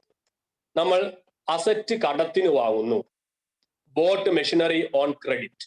നമുക്കറിയാം മുകളിൽ പറഞ്ഞിട്ടുള്ള 7 സബ്സിഡറി ബുക്സിൽ ഒന്നിൽ പോലും അവ നമുക്ക് രേഖപ്പെടുത്താൻ വേണ്ടി പറ്റില്ല. അത് നമ്മൾ രേഖപ്പെടുത്തുന്നത് ഈ ജേണൽ പ്രോപ്പറിൽ ആണ്. അപ്പം ക്രെഡിറ്റ് പർച്ചേസ് ഓഫ് അസറ്റ് അല്ലെങ്കിൽ ക്രെഡിറ്റ് സെയിൽ ഓഫ് അസറ്റ്, ഇതൊക്കെ നമ്മൾ രേഖപ്പെടുത്തുന്നത് ജേണൽ പ്രോപ്പറിൽ ആണ്. മറ്റൊന്ന്, നിങ്ങൾ റെക്ടിഫിക്കേഷൻ ഓഫ് എറേഴ്സ് എന്ന് പറയുന്ന ചാപ്റ്റർ പഠിച്ച സമയത്ത് അവിടെ നിങ്ങൾ തെറ്റുകൾ കറക്റ്റ് ചെയ്യുന്നതിന് വേണ്ടി റെക്ടിഫയിങ് എൻട്രീസ് എന്ന് പറയുന്ന എൻട്രി പഠിച്ചിട്ടുണ്ട്. ആ റെക്ടിഫയിങ് എൻട്രീസ് നമ്മൾ പാസ് ചെയ്യുന്നതും ഈ ജേണൽ പ്രോപ്പറിൽ ആണ്. മറ്റൊന്ന്, നിങ്ങൾ ഫൈനൽ അക്കൗണ്ട് പ്രിപ്പയർ ചെയ്യുന്ന സമയത്ത് അഡ്ജസ്റ്റിംഗ് ജേണൽ എൻട്രീസ് പഠിച്ചിട്ടുണ്ട്. ഈ അഡ്ജസ്റ്റിംഗ് ജേണൽ എൻട്രീസ് രേഖപ്പെടുത്തുന്നതും ഈ ജേണൽ പ്രോപ്പറിൽ ആണ്. അപ്പം ഓർക്കുക, ജേണൽ പ്രോപ്പറിൽ സാധാരണഗതിയിൽ ഏതൊക്കെ ട്രാൻസാക്ഷൻസ് ആണ് രേഖപ്പെടുത്തുക, അതിന്റെ എക്സാമ്പിൾസ് ഒരുപക്ഷെ ചോദിച്ചേക്കാം. അപ്പൊ നിങ്ങൾ കൃത്യമായിട്ട് എഴുതുക: credit purchase of asset, credit sale of assets, all rectifying entries, all adjusting journal entries. മറ്റൊരു കാര്യം, ജേണൽ പ്രോപ്പറിന്റെ വേറെ 2 പേരുകൾ കൂടി നിങ്ങൾ ഓർത്തിരിക്കേണ്ടതായിട്ടുണ്ട്. ജേണൽ പ്രോപ്പറിനെ വിളിക്കുന്ന മറ്റൊരു പേര് മിസ്ലേനിയസ് ജേണൽ അല്ലെങ്കിൽ ജനറൽ ജേണൽ എന്നും വിളിക്കും. ഇത്രയുമാണ് നമുക്ക് ഒന്ന് ഓടിച്ചു പോകാവുന്ന ചില സബ്സിഡറി ബുക്സ്. നമ്മൾ അടുത്തതായിട്ട് കോൺസെൻട്രേറ്റ് ചെയ്യുന്നത് ക്യാഷ് ബുക്കിൽ ആണ്. ക്യാഷ് ബുക്കിനെ സംബന്ധിച്ചിടത്തോളം നമുക്കറിയാം, എല്ലാ ക്യാഷ് ട്രാൻസാക്ഷൻസും ഏറ്റവും ആദ്യം രേഖപ്പെടുത്തുന്ന ബുക്കാണ് ക്യാഷ് ബുക്ക്. അതുമായി ബന്ധപ്പെട്ട് വളരെ പ്രധാനപ്പെട്ട ഒരു ചോദ്യമാണ് ക്യാഷ് ബുക്ക് ഒരേ സമയത്ത് തന്നെ ജേണലും ആണ് ലെഡ്ജറും ആണ് എന്നത്. At A time journal, this cash book is called both a journal and a ledger. Cash book ഒരേ സമയത്ത് ജേണലും ആണ് ലെഡ്ജറും ആണ്. അതിന്റെ കാരണം ശ്രദ്ധിക്കണം. ഒന്ന്, ചോദ്യം ഇങ്ങനെ വരാം: dash is called both a journal and a ledger എന്ന രൂപത്തിൽ വരാം. അപ്പൊ നമ്മൾ ഫില്ല് ചെയ്യണം, ജേണലായിട്ടും ലെഡ്ജറായിട്ടും ഒരേ സമയത്ത് പരിഗണിക്കുന്നത് നമ്മുടെ ക്യാഷ് ബുക്കിനെയാണ്. അടുത്തൊരു ചോദ്യം വരാവുന്നത് why journal this cash book is called both a journal and a ledger എന്നതാണ്. എന്തുകൊണ്ടാണ് ക്യാഷ് ബുക്കിനെ ഒരേ സമയത്ത് തന്നെ ജേണൽ എന്നും ലെഡ്ജർ എന്നും വിളിക്കുന്നത്? നമുക്കറിയാം, എല്ലാ ക്യാഷ് ട്രാൻസാക്ഷൻസും ഏറ്റവും ആദ്യം രേഖപ്പെടുത്തുന്നത് ജേണലിൽ ആണ്. So it is A book of original entry. എല്ലാ ക്യാഷ് ട്രാൻസാക്ഷൻസും ആദ്യമേ രേഖപ്പെടുത്തുന്നത് ജേണലിൽ ആയതിനാൽ അതിനെ നമ്മൾ ബുക്ക് ഓഫ് ഒറിജിനൽ എൻട്രി അല്ലെങ്കിൽ ജേണൽ എന്ന് പറയും. ഇനി ക്യാഷ് ബുക്ക് നമ്മൾ വരഞ്ഞിരിക്കുന്നത് ഒരു അക്കൗണ്ടിന്റെ ഫോർമാറ്റിൽ ആണ്. മാത്രമല്ല, നമ്മളൊരു ക്യാഷ് ബുക്ക് പ്രിപ്പയർ ചെയ്യുകയാണെങ്കിൽ സെപ്പറേറ്റ് ആയിട്ട് ഒരു ക്യാഷ് അക്കൗണ്ട് പ്രിപ്പയർ ചെയ്യേണ്ട ആവശ്യം ഇല്ല. ആ ക്യാഷ് അക്കൗണ്ടിന്റെ ഫംഗ്ഷൻ കൂടി ക്യാഷ് ബുക്ക് നിർവഹിച്ചു കൊള്ളും. അതുകൊണ്ട് അതിന് ലെഡ്ജറിന്റെ സ്വഭാവവും ഉണ്ട്. ഈ കാരണത്താലാണ് നമ്മൾ ക്യാഷ് ബുക്കിനെ ഒരേ സമയത്ത് ജേണലും ലെഡ്ജറും ആണെന്ന് പറയുന്നത്. As all cash transactions are primarily recorded in the cash book, it is a book of original entry, that is journal. It is written in the form of an account. It is not necessary to open a separate cash account in the ledger. Thus, cash book is both a journal and a ledger. വളരെ important ആയിട്ടുള്ള ഒരു question ആണ്. നല്ല രൂപത്തിൽ പഠിച്ചിട്ട് പോകും. Then നമുക്ക് അടുത്തതായിട്ട് ഏതൊക്കെയാണ് പ്രധാനപ്പെട്ട ക്യാഷ് ബുക്കിന്റെ ടൈപ്സ് എന്നതാണ് നമുക്ക് അറിയേണ്ടത്. ക്യാഷ് ബുക്കിന്റെ പ്രധാനപ്പെട്ട ടൈപ്സ്, ഒന്ന് സിമ്പിൾ ക്യാഷ് ബുക്ക് ആണ്. അതിനെ നമ്മൾ വിളിക്കുന്ന മറ്റൊരു പേര് സിംഗിൾ കോളം ക്യാഷ് ബുക്ക് എന്നാണ്. പേര് പോലെ തന്നെ അതിന്റെ രണ്ട് സൈഡിലും ഓരോ എമൗണ്ട് കോളങ്ങൾ മാത്രമേ ഉണ്ടാവുകയുള്ളൂ. രണ്ടാമത്തതിന്റെ പേര് ഡബിൾ കോളം ക്യാഷ് ബുക്ക് എന്നാണ്. Cash book with cash and bank columns. ആ ക്യാഷ് ബുക്കിന്റെ രണ്ട് വശങ്ങളിലും രണ്ട് കോളങ്ങൾ വീതം എമൗണ്ട് എഴുതുന്നതിന് വേണ്ടി ഉണ്ടാകും. ഒരു ക്യാഷ് കോളവും മറ്റൊരു ബാങ്ക് കോളം. അതുകൊണ്ടാണ് അതിനെ നമ്മൾ ഡബിൾ കോളം ക്യാഷ് ബുക്ക് എന്ന് പറയുന്നത്. മൂന്നാമത്തത് നമ്മുടെ സിലബസിൽ ഉള്ളതല്ല, എങ്കിലും നിങ്ങൾ അത് അറിഞ്ഞിരിക്കേണ്ടതാണ്. ട്രിപ്പിൾ കോളം ക്യാഷ് ബുക്ക് ആണ്. ഇവിടെ രണ്ട് സൈഡിലും 3 എമൗണ്ട് കോളങ്ങൾ വീതം ഉണ്ടാവും. അത് cash column, bank column, discount columns എന്നിവയാണ്. നാലാമത്തത് പെറ്റി ക്യാഷ് ബുക്ക് ആണ്. നമുക്കിതിൽ നമ്മുടെ സിലബസിലുള്ള നമ്മുടെ ഫോക്കസ് ഏരിയയിലുള്ള single column cash book, double column cash book, petty cash book ഇവ എന്താണ് എന്ന് നമുക്ക് ഡീറ്റെയിൽ ആയിട്ട് നോക്കാം. First one, simple cash book, otherwise called single column cash book. നമുക്കറിയാം, എല്ലാ ക്യാഷ് ട്രാൻസാക്ഷൻസും ഏറ്റവും ആദ്യം ക്യാഷ് ബുക്കിൽ രേഖപ്പെടുത്തുന്നു. ഈ ക്യാഷ് ബുക്കിന്റെ രണ്ട് വശങ്ങളിലും ഓരോ എമൗണ്ട് കോളം ആണുള്ളത്. ക്യാഷ് ബിസിനസ്സിലേക്ക് വരുന്നതിന് റെസീറ്റ് ഓഫ് ക്യാഷ് നമ്മൾ ഡെബിറ്റ് സൈഡിലും പേയ്മെന്റ് ഓഫ് ക്യാഷ് നമ്മൾ ക്രെഡിറ്റ് സൈഡിലും എഴുതുന്നു. ദെൻ അതിന്റെ രണ്ടിന്റെയും ടോട്ടൽ തമ്മിലുള്ള വ്യത്യാസം കണ്ട് നമ്മൾ അതിന്റെ ബാലൻസ് ആയിട്ട് എഴുതുന്നു. ആ ബാലൻസ് സൂചിപ്പിക്കുന്നത് ക്യാഷ് ഇൻ ഹാൻഡിനെയാണ്. അപ്പൊ സിമ്പിൾ ക്യാഷ് ബുക്ക് എന്ന് പറയുന്നത് എക്സാമിന് ചോദിച്ചേക്കാവുന്ന ഒരു 3-4 മാർക്കിന്റെ ചോദ്യം ആണ്. ശ്രദ്ധിക്കുക, സിമ്പിൾ ക്യാഷ് ബുക്ക് അല്ലെങ്കിൽ സിംഗിൾ കോളം ക്യാഷ് ബുക്ക്. ഈ സിംഗിൾ കോളം ക്യാഷ് ബുക്ക് വരയുന്ന സമയത്ത് നിങ്ങൾ ശ്രദ്ധിക്കേണ്ട ഒരു കാര്യമുണ്ട്. നമ്മൾ ചോദ്യം വായിച്ചു നോക്കുന്നു. ബിസിനസ്സിലേക്ക് ക്യാഷ് വന്ന ട്രാൻസാക്ഷൻസ് ആണെങ്കിൽ അത് നമ്മൾ റെസീറ്റ് സൈഡിൽ ഡെബിറ്റ് സൈഡിൽ രേഖപ്പെടുത്തുന്നു. ബിസിനസ്സിൽ നിന്ന് ക്യാഷ് പുറത്തേക്ക് പോയ പേയ്മെന്റ് ട്രാൻസാക്ഷൻസ് ആണെങ്കിൽ അവ നമ്മൾ ക്രെഡിറ്റ് സൈഡിൽ രേഖപ്പെടുത്തുന്നു അല്ലെങ്കിൽ പേയ്മെന്റ് സൈഡിൽ രേഖപ്പെടുത്തുന്നു. ഇത് ഞാനൊരു ചോദ്യം നിങ്ങളോട് ചോദിക്കുകയാണ്. നിങ്ങൾ ഈ ക്യാഷ് ബുക്ക് പ്രിപ്പയർ ചെയ്യുന്ന സമയത്ത് പെയ്ഡ് സാലറി ബൈ ചെക്ക് എന്ന് പറയുന്ന ഒരു ഐറ്റം കാണും. പെയ്ഡ് സാലറി ബൈ ചെക്ക് എന്ന് പറയുന്ന ഒരു ഐറ്റം നിങ്ങൾ കാണുന്നു. അങ്ങനെയാണെങ്കിൽ നിങ്ങൾ അതിനെ എവിടെയാണ് കാണിക്കുക? പെയ്ഡ് സാലറി ബൈ ചെക്ക് എന്ന് പറയുന്ന ഐറ്റത്തിനെ നിങ്ങൾ ഇതിൽ എവിടെയാണ് കാണിക്കുക? കുട്ടികൾക്ക് വോയിസ് ഔട്ട് ചെയ്യാവുന്നതാണ്.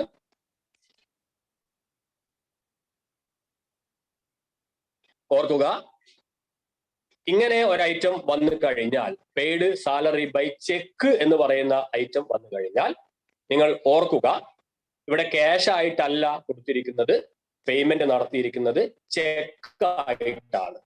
അപ്പൊ ആദ്യം നമ്മൾ കാണിക്കേണ്ടത് ഡെബിറ്റ് സൈഡിൽ ബാങ്കിൽ നിന്ന് ക്യാഷ് എടുക്കുന്നതായിട്ടും ദെൻ ക്രെഡിറ്റ് സൈഡിൽ സാലറി കൊടുക്കുന്നതായിട്ടും കാണിക്കണം.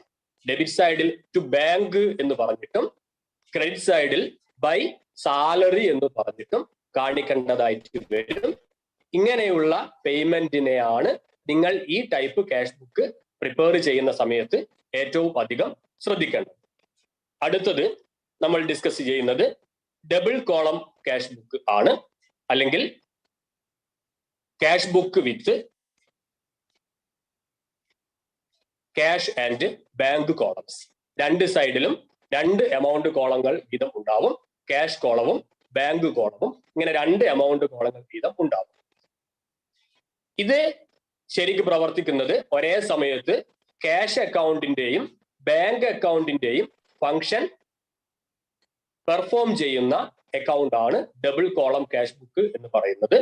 ഡബിൾ കോളം ക്യാഷ് ബുക്കിന്റെ ഡെബിറ്റ് സൈഡിൽ നിങ്ങൾക്ക് രണ്ട് എമൗണ്ട് കോളങ്ങൾ കാണാം. ഒരു ക്യാഷ് കോളവും ഒരു ബാങ്ക് കോളവും. അതേപോലെ ക്രെഡിറ്റ് സൈഡിലും ഒരു ക്യാഷ് കോളവും ഒരു ബാങ്ക് കോളവും കാണാം. നിങ്ങൾ ശ്രദ്ധിക്കേണ്ടത് ഇവിടെ ഡെബിറ്റ് സൈഡ് ഒരു ഇൻക്രീസ് സൈഡും ക്രെഡിറ്റ് സൈഡ് ഡിക്രീസ് സൈഡും ആണ്. അതായത് ഡെബിറ്റ് സൈഡിൽ ക്യാഷ് ബാലൻസ് ഇൻക്രീസ് ചെയ്യുന്നതും ബാങ്ക് ബാലൻസ് ഇൻക്രീസ് ചെയ്യുന്നതും ആയ ഐറ്റംസ് ആണ് നമ്മുടെ ഡെബിറ്റ് സൈഡിൽ വരിക. അതേ സമയത്ത് ക്യാഷ് ബാലൻസ് ഡിക്രീസ് ചെയ്യുന്നതും ബാങ്ക് ബാലൻസ് ഡിക്രീസ് ചെയ്യുന്നതും ആയ ഐറ്റംസ് ആണ് ഈ ക്യാഷ് ബുക്കിന്റെ ക്രെഡിറ്റ് സൈഡിൽ വരിക. അതായത് ഡെബിറ്റ് സൈഡ് ഇൻക്രീസിനെയും ക്രെഡിറ്റ് സൈഡ് ഡിക്രീസിനെയുമാണ് സൂചിപ്പിക്കുന്നത്. ഇനി ഇതിൽ നമ്മൾ പ്രോബ്ലം ചെയ്യുന്ന സമയത്ത് ശ്രദ്ധിക്കേണ്ട ഒരു കാര്യം കോൺട്രാ എൻട്രി എന്നതാണ്. എന്താണ് നമുക്ക് കോൺട്രാ എൻട്രി എന്ന് നോക്കാം. നമ്മൾ ക്യാഷ് ബുക്കിൽ ട്രാൻസാക്ഷൻ രേഖപ്പെടുത്തുന്ന സമയത്ത് ഒരേ സമയത്ത് ക്യാഷ് ബുക്കിന്റെ ഡെബിറ്റ് സൈഡിലും അതേ സമയത്ത് തന്നെ ക്രെഡിറ്റ് സൈഡിലും നമ്മൾ രേഖപ്പെടുത്തുന്ന എൻട്രിയെയാണ് നമ്മൾ കോൺട്രാ എൻട്രി എന്ന് പറയുന്നത്. ഇത് കോൺട്രാ എൻട്രി ആണ് എന്ന് നമ്മൾ ക്യാഷ് ബുക്കിൽ കാണിക്കുന്നത് നമ്മുടെ ലെഡ്ജർ ഫോളിയോ എന്ന് പറയുന്ന കോളത്തിൽ സി എന്ന് മാർക്ക് ചെയ്തുകൊണ്ടായിരിക്കും. എന്താണ് ഈ കോൺട്രാ എൻട്രി എന്നതുകൊണ്ട് ഉദ്ദേശിക്കുന്നത് എന്നും അതെങ്ങനെയാണ് ഇതിൽ രേഖപ്പെടുത്തുക എന്നും നമുക്ക് നോക്കാം. കോൺട്രാ എൻട്രിക്ക് എക്സാമ്പിൾ പറഞ്ഞിരിക്കുന്നു. Cash deposited into bank. നമ്മൾ ബാങ്കിലേക്ക് ക്യാഷ് ഡെപ്പോസിറ്റ് ചെയ്തിരിക്കുന്നു. അപ്പൊ നമുക്കറിയാം ബാങ്കിലേക്ക് ക്യാഷ് ഡെപ്പോസിറ്റ് ചെയ്തു എന്ന് പറഞ്ഞു കഴിഞ്ഞാൽ ക്യാഷ് ബാലൻസ് കുറഞ്ഞിരിക്കുകയാണ്. അതേ സമയത്ത് ബാങ്ക് ബാലൻസ് കൂടിയിരിക്കുകയാണ്. അപ്പോൾ ഒരേ സമയത്ത് ക്യാഷ് ബാലൻസ് കുറയുന്നതായിട്ടും അതേ സമയത്ത് ബാങ്ക് ബാലൻസ് കൂടുന്നതായിട്ടും നമ്മൾ കാണിക്കേണ്ടതായിട്ടുണ്ട്. അപ്പൊ നമ്മൾ ആദ്യം എഴുതും നമ്മുടെ ഈ ട്രാൻസാക്ഷന്റെ ജേണൽ എൻട്രി നിങ്ങൾ ഒന്ന് ഓർത്തു നോക്കുക. Cash deposited into bank ആണ്. Bank account debtor to cash account ആണ് ഇതിന്റെ ജേണൽ എൻട്രി. അപ്പം നമ്മൾ ഈ ക്യാഷ് ബുക്കിന്റെ ഡെബിറ്റ് സൈഡിൽ എഴുതും. എന്താണ് എഴുതുക? ജേണൽ എൻട്രി ശ്രദ്ധിച്ചു നോക്കുക. Bank account debtor to cash account എന്നാണ്. ബാങ്ക് ഡെബിറ്റ് സൈഡിൽ ടു ക്യാഷ് എന്ന് എഴുതുകയും എമൗണ്ട് ബാങ്ക് കോളത്തിൽ എഴുതുകയും ചെയ്യും. ടു ക്യാഷ് എന്ന് എഴുതുകയും എമൗണ്ട് ബാങ്ക് കോളത്തിൽ എഴുതുകയും ചെയ്യും. അതേപോലെ ക്രെഡിറ്റ് സൈഡിൽ ബൈ ബാങ്ക് എന്നും എമൗണ്ട് ക്യാഷ് കോളത്തിൽ എഴുതുകയും ചെയ്യും.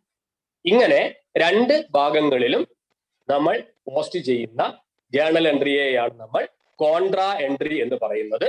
അതിന്റെ രണ്ട് എക്സാമ്പിൾ ആണ് ഇവിടെ കൊടുത്തിട്ടുള്ളത്. ഒന്ന് cash deposited into bank ആണ്. അതേപോലെ തന്നെ cash withdrew from bank for office use. Office യൂസിന് ക്യാഷ് പിൻവലിച്ചിരിക്കുന്നു.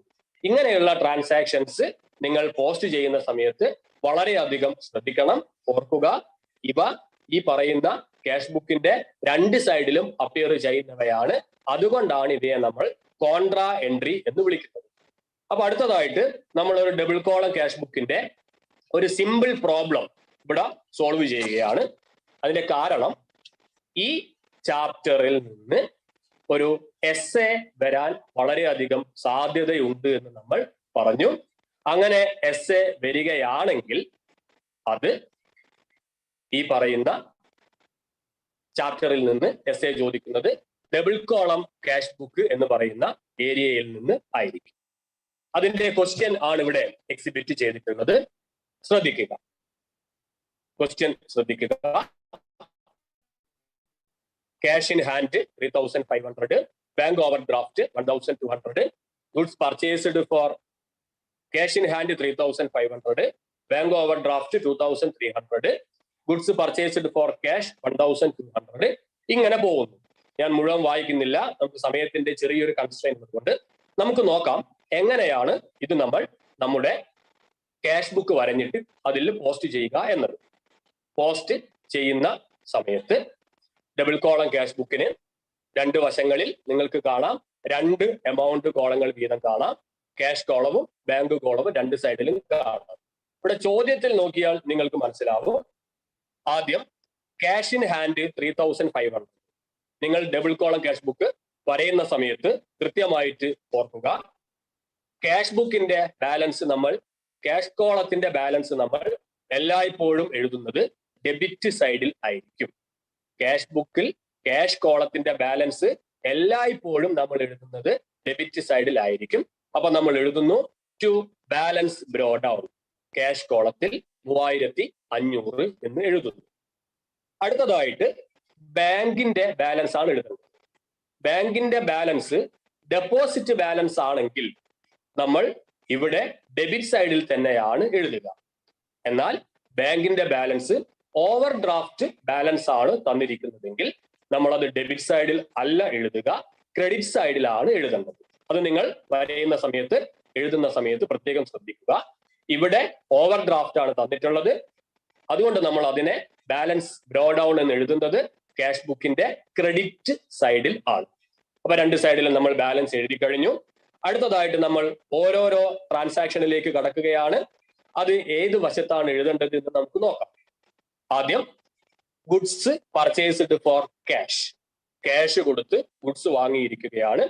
ബിസിനസ്സിൽ നിന്ന് ക്യാഷ് പേയ്മെന്റ് ആണ് നടത്തിയിരിക്കുന്നത്.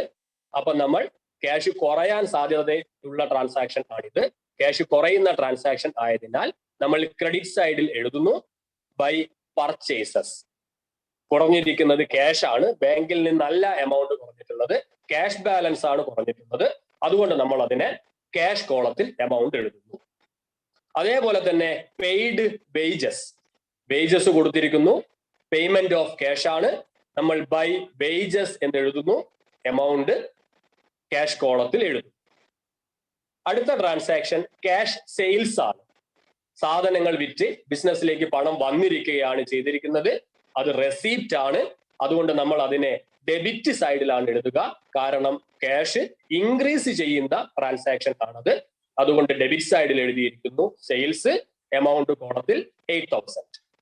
അടുത്തത് ഡെപ്പോസിറ്റഡ് ഇൻ ടു ബാങ്ക് ആണ്. നിങ്ങൾ വളരെ ശ്രദ്ധിക്കുക, കോൺട്രാ എൻട്രി ആണത്. നമ്മൾ പണം ബാങ്കിലേക്ക് ഡെപ്പോസിറ്റ് ചെയ്തിരിക്കുന്നു. ഇതിന്റെ നെറ്റ് ഇഫക്റ്റ് നോക്കുക. ബാങ്കിലെ ബാലൻസ് കൂടിയിരിക്കുന്നു, ക്യാഷ് ബാലൻസ് കുറഞ്ഞിരിക്കുന്നു. ബാങ്കിലെ ബാലൻസ് കൂടിയതിനാൽ കൂടുന്ന സൈഡായ ഡെബിറ്റ് സൈഡിന്റെ ബാങ്ക് കോളത്തിലാണ് അത് നമ്മൾ എഴുതേണ്ടത്. അപ്പൊ എഴുതുന്നത് എന്താണ് നോക്കുക, ക്യാഷ് ടു ക്യാഷ് എന്ന് എഴുതുന്നു, എന്നിട്ട് ബാങ്ക് കോളത്തിലാണ് എമൗണ്ട് എഴുതുന്നത്. അതേപോലെ ബാങ്കിലേക്ക് എമൗണ്ട് ഡെപ്പോസിറ്റ് ചെയ്തതിനാൽ ബിസിനസ്സിലെ ക്യാഷ് ഡിക്രീസ് ചെയ്തിരിക്കുകയാണ്. അത് ബിസിനസ്സിലെ ക്യാഷ് കുറയാൻ കാരണമാകുന്നു. അതുകൊണ്ട് നമ്മൾ പേയ്മെന്റ് സൈഡിൽ എഴുതും ബൈ ബാങ്ക് എന്ന് എഴുതിയിട്ട് എമൗണ്ട് കോളം എഴുതുന്നത് പേയ്മെന്റ് സൈഡിൽ ക്യാഷിന്റെ കോളത്തിൽ ആണ്.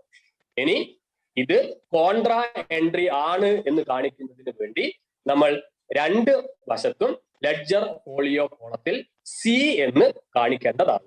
രണ്ട് വശത്തും സി എന്ന് കാണിക്കേണ്ടതാണ്. ഇത് വളരെയധികം ശ്രദ്ധിക്കണം. ഡെപ്പോസിറ്റഡ് ഇൻ ടു ബാങ്ക് എന്ന് പറയുന്നത് രണ്ടു വശത്തും വന്നത് എങ്ങനെയാണെന്ന് നന്നായിട്ട് ശ്രദ്ധിക്കുക. അടുത്തത് sold goods for cheque which was deposited into bank same day ആണ്. നമ്മൾ സാധനങ്ങൾ വിറ്റു, ചെക്ക് കിട്ടി, ആ ചെക്ക് അതേ ദിവസം തന്നെ നമ്മൾ ബാങ്കിൽ ഡെപ്പോസിറ്റ് ചെയ്തു. അപ്പം അതൊരു റെസീറ്റ് ആണ്. പൈസ ക്യാഷായിട്ട് ചെക്കായിട്ട് കിട്ടിയത് അതേ ദിവസം തന്നെ നമ്മൾ ബാങ്കിൽ ഡെപ്പോസിറ്റ് ചെയ്തതിനാൽ നമ്മൾ അതിനെ ബാങ്ക് കോളത്തിൽ ആണ് കാണിക്കേണ്ടത്. ഡെബിറ്റ് സൈഡിൽ നമ്മൾ കാണിക്കും ടു സെയിൽസ്, എമൗണ്ട് കാണിക്കുന്നത് ബാങ്ക് കോളത്തിൽ ആണ്. അതിന്റെ കാരണം അതേ ദിവസം തന്നെ നമ്മൾ ആ ചെക്ക് ബാങ്കിലേക്ക് ഡെപ്പോസിറ്റ് ചെയ്തു എന്നതാണ്. അടുത്തത് പെയ്ഡ് റെന്റ് ബൈ ചെക്ക് ആണ്. ചെക്ക് ഉപയോഗിച്ചാണ് നമ്മൾ റെന്റ് കൊടുത്തിരിക്കുന്നത്. അതുകൊണ്ട് എമൗണ്ട് കുറഞ്ഞിരിക്കുന്നത് ബിസിനസ്സിലെ ക്യാഷ് ബാലൻസ് അല്ല കുറഞ്ഞിരിക്കുന്നത്, മറിച്ച് ബാങ്ക് ബാലൻസ് ആണ് കുറഞ്ഞിരിക്കുന്നത്. അതുകൊണ്ട് നമ്മൾ ബാങ്ക് ബാലൻസ് കുറഞ്ഞതിനാൽ ക്രെഡിറ്റ് സൈഡിലാണ് എഴുതേണ്ടത്. ക്രെഡിറ്റ് സൈഡിന്റെ ബാങ്ക് കോളത്തിലാണ് നമ്മൾ എമൗണ്ട് എഴുതേണ്ടത്. അതിന്റെ കാരണം റെന്റ് ആണ്. അപ്പൊ നമ്മൾ എഴുതും ബൈ റെന്റ് എന്ന് എഴുതുന്നു, എമൗണ്ട് നമ്മൾ ബാങ്ക് കോളത്തിൽ എഴുതും. അടുത്തൊന്ന് drew from bank for personal use ആണ്. പേഴ്സണൽ യൂസിന് വേണ്ടി നമ്മൾ ബാങ്കിൽ നിന്നും പണം പിൻവലിച്ചു. അപ്പൊ ബാങ്കിലുള്ള എമൗണ്ട് ആണ് കുറഞ്ഞിരിക്കുന്നത്. അപ്പൊ കുറഞ്ഞിരിക്കുന്ന സൈഡ് ക്രെഡിറ്റ് സൈഡ് ആണ്, ബാങ്കിൽ നിന്നാണ് കുറഞ്ഞിരിക്കുന്നത്. അതുകൊണ്ട് ബാങ്കിന്റെ കോളത്തിലാണ് നമ്മൾ എഴുതേണ്ടത് ബൈ ഡ്രോയിങ്സ് 1000. ഓർക്കുക, ഇത് പേഴ്സണൽ യൂസിന് പിൻവലിച്ചത് കൊണ്ടാണ്. ഇനി ഇത് പിൻവലിച്ചിരിക്കുന്നത് ഓഫീസ് യൂസിന് വേണ്ടി ആയിരുന്നുവെങ്കിൽ നിങ്ങൾ ഓർക്കുക, ഇത് കോൺട്രാ എൻട്രി ആയിട്ടായിരുന്നു വരിക. അതിന്റെ പോസ്റ്റിംഗ് നമ്മൾ ഡെപ്പോസിറ്റഡ് ഇൻ ടു ബാങ്ക് എന്ന് പറയുന്നതിന്റെ നേരെ ഓപ്പോസിറ്റ് രൂപത്തിൽ വരുമായിരുന്നു എന്നത് കൂടി ഓർക്കുക. ഇവിടെ നമ്മൾ ഡ്രോയിങ്സ് എന്ന് എഴുതാൻ കാരണം അത് പേഴ്സണൽ യൂസിന് പിൻവലിച്ചത് കൊണ്ടാണ്. അടുത്തത് ബോട്ട് ഗുഡ്സ് ബൈ ചെക്ക് ആണ്. നമ്മൾ സാധനങ്ങൾ വാങ്ങിയിരിക്കുന്നു, പേയ്മെന്റ് നൽകിയിരിക്കുന്നത് ചെക്ക് വഴിയാണ്. അതുകൊണ്ട് ക്രെഡിറ്റ് സൈഡിൽ എഴുതുന്നു ബൈ പർച്ചേസസ്. പേയ്മെന്റ് നൽകിയിരിക്കുന്നത് ചെക്ക് വഴി ആയതിനാൽ പണം കുറയുന്നത് ബാങ്കിലാണ്, ബാങ്ക് കോളത്തിൽ എഴുതുന്നു. ഇത്രയും കാര്യങ്ങൾ നമ്മൾ എഴുതിയതിന് ശേഷം നമ്മൾ അടുത്തതായിട്ട് ഇത് ബാലൻസ് ചെയ്യുകയാണ് ചെയ്യുക. ബാലൻസ് ചെയ്യുന്ന സമയത്ത് മക്കൾ ശ്രദ്ധിക്കേണ്ട കാര്യം, ഏത് സൈഡാണോ കൂടുതൽ ആ സൈഡ് ആദ്യം ടോട്ടൽ ചെയ്യണം. നമുക്കൊരു കാര്യം ഉറപ്പിക്കാം, ക്യാഷ് കോളം ബാലൻസ് ചെയ്യുന്ന സമയത്ത് എല്ലായ്പ്പോഴും ഡെബിറ്റ് സൈഡ് തന്നെയായിരിക്കും കൂടുതൽ. കാരണം ക്യാഷ് കോളം ഒരിക്കലും ക്രെഡിറ്റ് ബാലൻസ് കാണിക്കില്ല. അപ്പൊ ക്യാഷിന്റെ കോളം ടോട്ടൽ ചെയ്തു 11,500 അതേ ടോട്ടൽ എടുത്ത് നമ്മൾ ക്രെഡിറ്റ് സൈഡിൽ ഇടുന്നു, വ്യത്യാസം എഴുതുന്നു, ബാലൻസ് കിട്ടുന്നു. വ്യത്യാസം എഴുതി ബാലൻസ് 4,100 രൂപ കിട്ടുന്നു. ഇനി ബാങ്ക് കോളം ബാലൻസ് ചെയ്യുന്ന സമയത്ത് നന്നായിട്ട് ശ്രദ്ധിക്കണം, ഏത് സൈഡാണ് ആദ്യം കൂട്ടേണ്ടത് എന്ന് ഒരു മുൻധാരണ ഉണ്ടാവാൻ പാടില്ല. ഏത് സൈഡിലാണോ കൂടുതൽ എമൗണ്ട് ഉള്ളത് ആ സൈഡ് ആദ്യം കൂട്ടുക. കാരണം ബാങ്ക് കോളത്തിന്റെ ബാലൻസ് ഡെബിറ്റ് ബാലൻസോ ക്രെഡിറ്റ് ബാലൻസോ ആവാം. എന്നാൽ ഇവിടെ ഡെബിറ്റ് സൈഡിൽ തന്നെയാണ് കൂടുതലുള്ളത്. 8,000 ഡെബിറ്റ് സൈഡിൽ എഴുതുന്നു, അതേ 8,000 നമ്മൾ ക്രെഡിറ്റ് സൈഡിൽ എഴുതുന്നു, വ്യത്യാസം കാണുന്നു. ആ വ്യത്യാസം നമ്മൾ ബാങ്കിന്റെ ബാലൻസ് ആയിട്ട് 2,500 രൂപ എഴുതുന്നു. അപ്പൊ ഈ പ്രിപ്പറേഷൻ നിങ്ങൾ നല്ല രൂപത്തിൽ ശ്രദ്ധിക്കുക. പറഞ്ഞത് കുറച്ച് വേഗത്തിൽ ആണെന്ന് നിങ്ങളെ പോലെ തന്നെ എനിക്കും അറിയാം. നമുക്ക് പരിമിതമായ സമയത്തിനുള്ളിൽ ഫിനിഷ് ചെയ്യേണ്ടതായിട്ടുണ്ട്. ഇതാണ് ഡബിൾ കോളം ക്യാഷ് ബുക്കിന്റെ പ്രിപ്പറേഷൻ. തീർച്ചയായും 8 മാർക്കിന്റെ ഒരു ചോദ്യം ആയിട്ട് നിങ്ങൾക്കിത് പ്രതീക്ഷിക്കാം.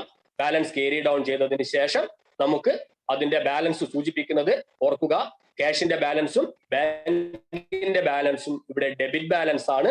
നമ്മൾ സ്റ്റാർട്ട് ചെയ്ത സമയത്ത് ക്യാഷ് ഡെബിറ്റ് ബാലൻസും ബാങ്ക് ക്രെഡിറ്റ് ബാലൻസും ആയിരുന്നു. അവസാനിക്കുന്ന സമയത്ത് രണ്ടിന്റെയും ബാലൻസ് ബ്രോ ഡൗൺ എഴുതിയിരിക്കുന്നത് നിങ്ങൾ നോക്കുക, അത് രണ്ടും ഡെബിറ്റ് സൈഡിൽ തന്നെയാണ് വന്നിട്ടുള്ളത്. അത് രണ്ടും കാണിക്കുന്നത് ഡെബിറ്റ് ബാലൻസ് ആണ്. പ്രോബ്ലം കഴിയുമ്പോഴത്തേക്ക് ഓവർ ഡ്രാഫ്റ്റ് ബാലൻസ് മാറി അത് ഡെപ്പോസിറ്റ് ബാലൻസ് ആയി മാറി എന്നതാണ് ഇത് കാണിക്കുന്നത്. അപ്പൊ ഇത് നിങ്ങൾ പ്രത്യേകം ശ്രദ്ധിക്കുക. എക്സാമിനേഷൻ പോയിന്റ് ഓഫ് വ്യൂവിൽ ഡബിൾ കോളം ക്യാഷ് ബുക്കിന്റെ പ്രിപ്പറേഷൻ 8 മാർക്കിന്റെ ഒരു ഷുവർ ക്വസ്റ്റ്യൻ ആയിട്ട് നമുക്ക് പ്രതീക്ഷിക്കാം. അടുത്തതായിട്ട് നമുക്ക് ചർച്ച ചെയ്യാനുള്ളത് പെറ്റി ക്യാഷ് ബുക്ക് ആണ്. പെറ്റി ക്യാഷ് ബുക്ക് എന്ന് പറയുന്ന ഏരിയയാണ് നമുക്ക് അടുത്തതായിട്ട് ചർച്ച ചെയ്യാനുള്ളത്. നമുക്കറിയാം, ഒരു ബിസിനസിനെ സംബന്ധിച്ചിടത്തോളം ക്യാഷ് ട്രാൻസാക്ഷൻസിന്റെ എണ്ണം ഒരുപാട് ഉണ്ടാവും. അതിൽ തന്നെ ഒരുപാട് ചെറിയ ചെറിയ ക്യാഷ് പേയ്മെന്റ്സ് ഉണ്ടാവും.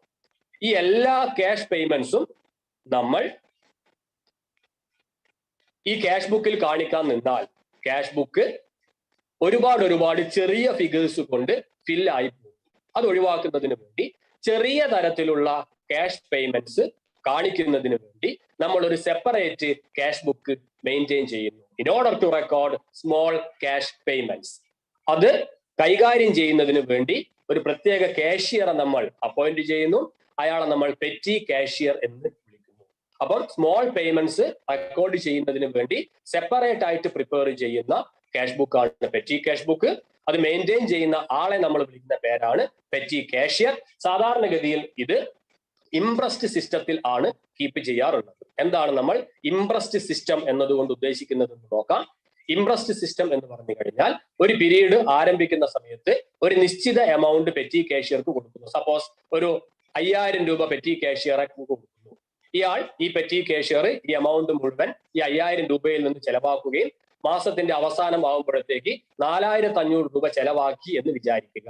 ആ ചെലവാക്കിയിരിക്കുന്ന എമൗണ്ടിന്റെ വൗച്ചേഴ്സ് അദ്ദേഹം മെയിൻ കാഷ്യർക്ക് സബ്മിറ്റ് ചെയ്യുകയും ആ ചെലവായ 4,500 രൂപ റീഇംബേഴ്സ് ചെയ്യുകയും അതുവഴി വീണ്ടും അടുത്ത പീരീഡ് ആരംഭിക്കുമ്പോഴേക്ക് അയാളുടെ കയ്യിൽ നേരത്തെയുള്ള 5000 രൂപ തന്നെ ഉണ്ടാവുകയും ചെയ്യുന്നു.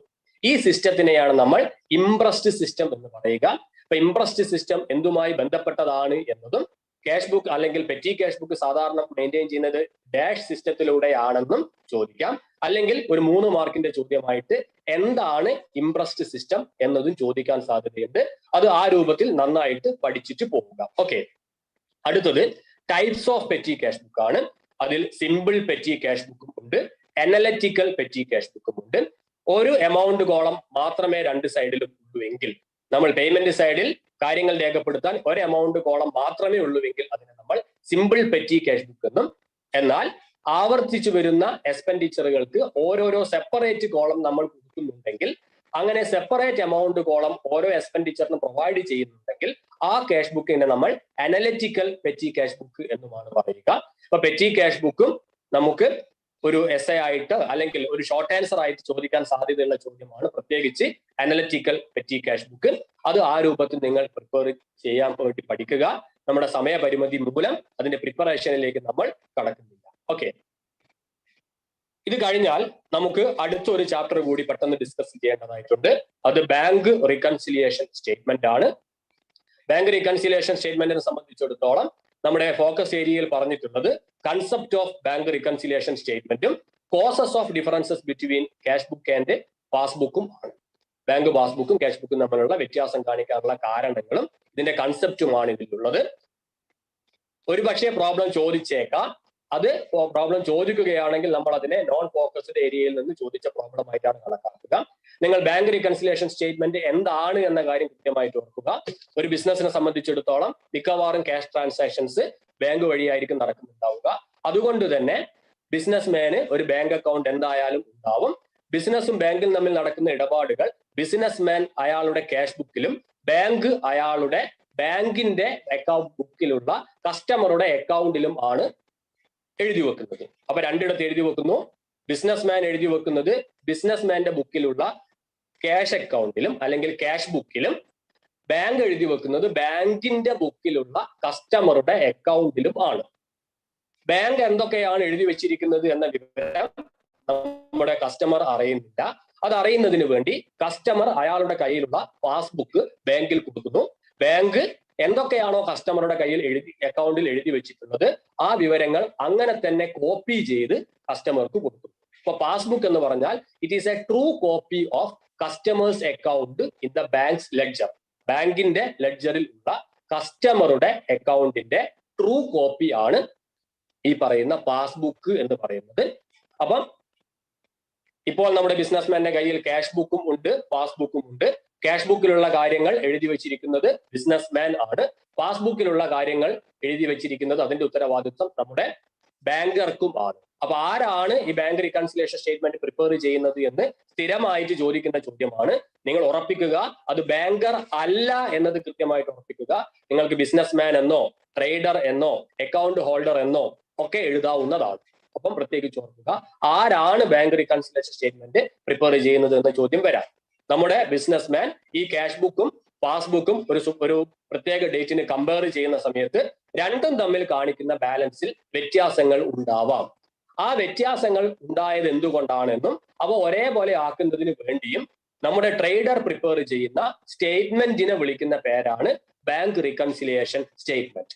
Bank reconciliation statement is a statement prepared by the depositor to reconcile or making agree the cash book balance with the passbook balance on a particular date by making suitable adjustments.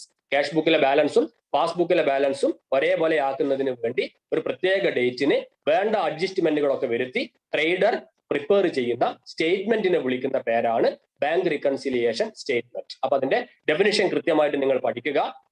പിന്നീട് ഒരു ചോദ്യം ഇതിൽ നിന്ന് വരുന്നത് cash book ബാലൻസും passbook ബാലൻസും different ആവാനുള്ള കാരണങ്ങൾ ആണ്. സമയ പരിമിതി മൂലം ആ കാരണങ്ങളിലേക്ക് ഡീറ്റെയിൽ ആയിട്ട് ഇപ്പോൾ കടക്കുന്നില്ല. നിങ്ങൾ ആ ഡിഫറൻസസ് കൃത്യമായിട്ട് പഠിച്ചിട്ട് പോവുക. ഈ ചാപ്റ്ററിൽ നിന്ന് 6 മാർക്കിന്റെ വെയിറ്റേജ് ആണ് ഉള്ളത്. 6 മാർക്കിന്റെ വെയിറ്റേജിൽ ഒരു സാധ്യത ഈ ഡിഫറൻസസ് ഉണ്ടാവാനുള്ള കാരണങ്ങൾ ചോദിക്കുക എന്നതാണ്. മറ്റൊരു സാധ്യത ബാങ്ക് റീകൺസിലിയേഷൻ സ്റ്റേറ്റ്മെന്റ് പ്രിപ്പയർ ചെയ്യാനുള്ള ഒരു സിമ്പിൾ ക്വസ്റ്റ്യൻ ചോദിക്കുക എന്നതാണ്. അതിൽ കൂടുതൽ സാധ്യതയുള്ളത് ഈ ഡിഫറൻസ് കാരണങ്ങൾ എഴുതുക എന്നതിന് തന്നെയാണ്. നിങ്ങൾ അതിന്റെ കാരണങ്ങളും ആ ഡിഫറൻസ് ഉണ്ടായത് വഴിയുള്ള റിസൾട്ട്, അതുവഴി ഏതിലെ ബാലൻസ് കൂടും ഏതിലെ ബാലൻസ് കുറയും എന്നതുകൂടി നിങ്ങൾ കൃത്യമായിട്ടൊന്ന് പഠിച്ചിട്ട് പോവുക.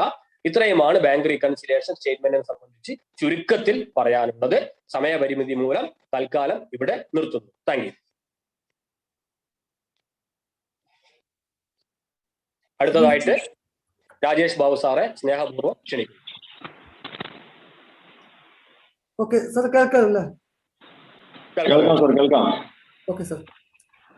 പ്രിയപ്പെട്ട വിദ്യാർത്ഥികളെ, ഇപ്പൊ നമ്മളിപ്പം പിന്നെ ഇതിന്റെ ആദ്യ ഭാഗം പറഞ്ഞു കഴിഞ്ഞു. നമ്മളതിൽ പ്രധാനമായിട്ടും പറഞ്ഞത് റെക്കോർഡിംഗ് ഓഫ് ട്രാൻസാക്ഷൻ ആണ്. അത് ജേണൽ പറഞ്ഞു, പിന്നെ ലെഡ്ജർ പോസ്റ്റിംഗ് പറഞ്ഞു.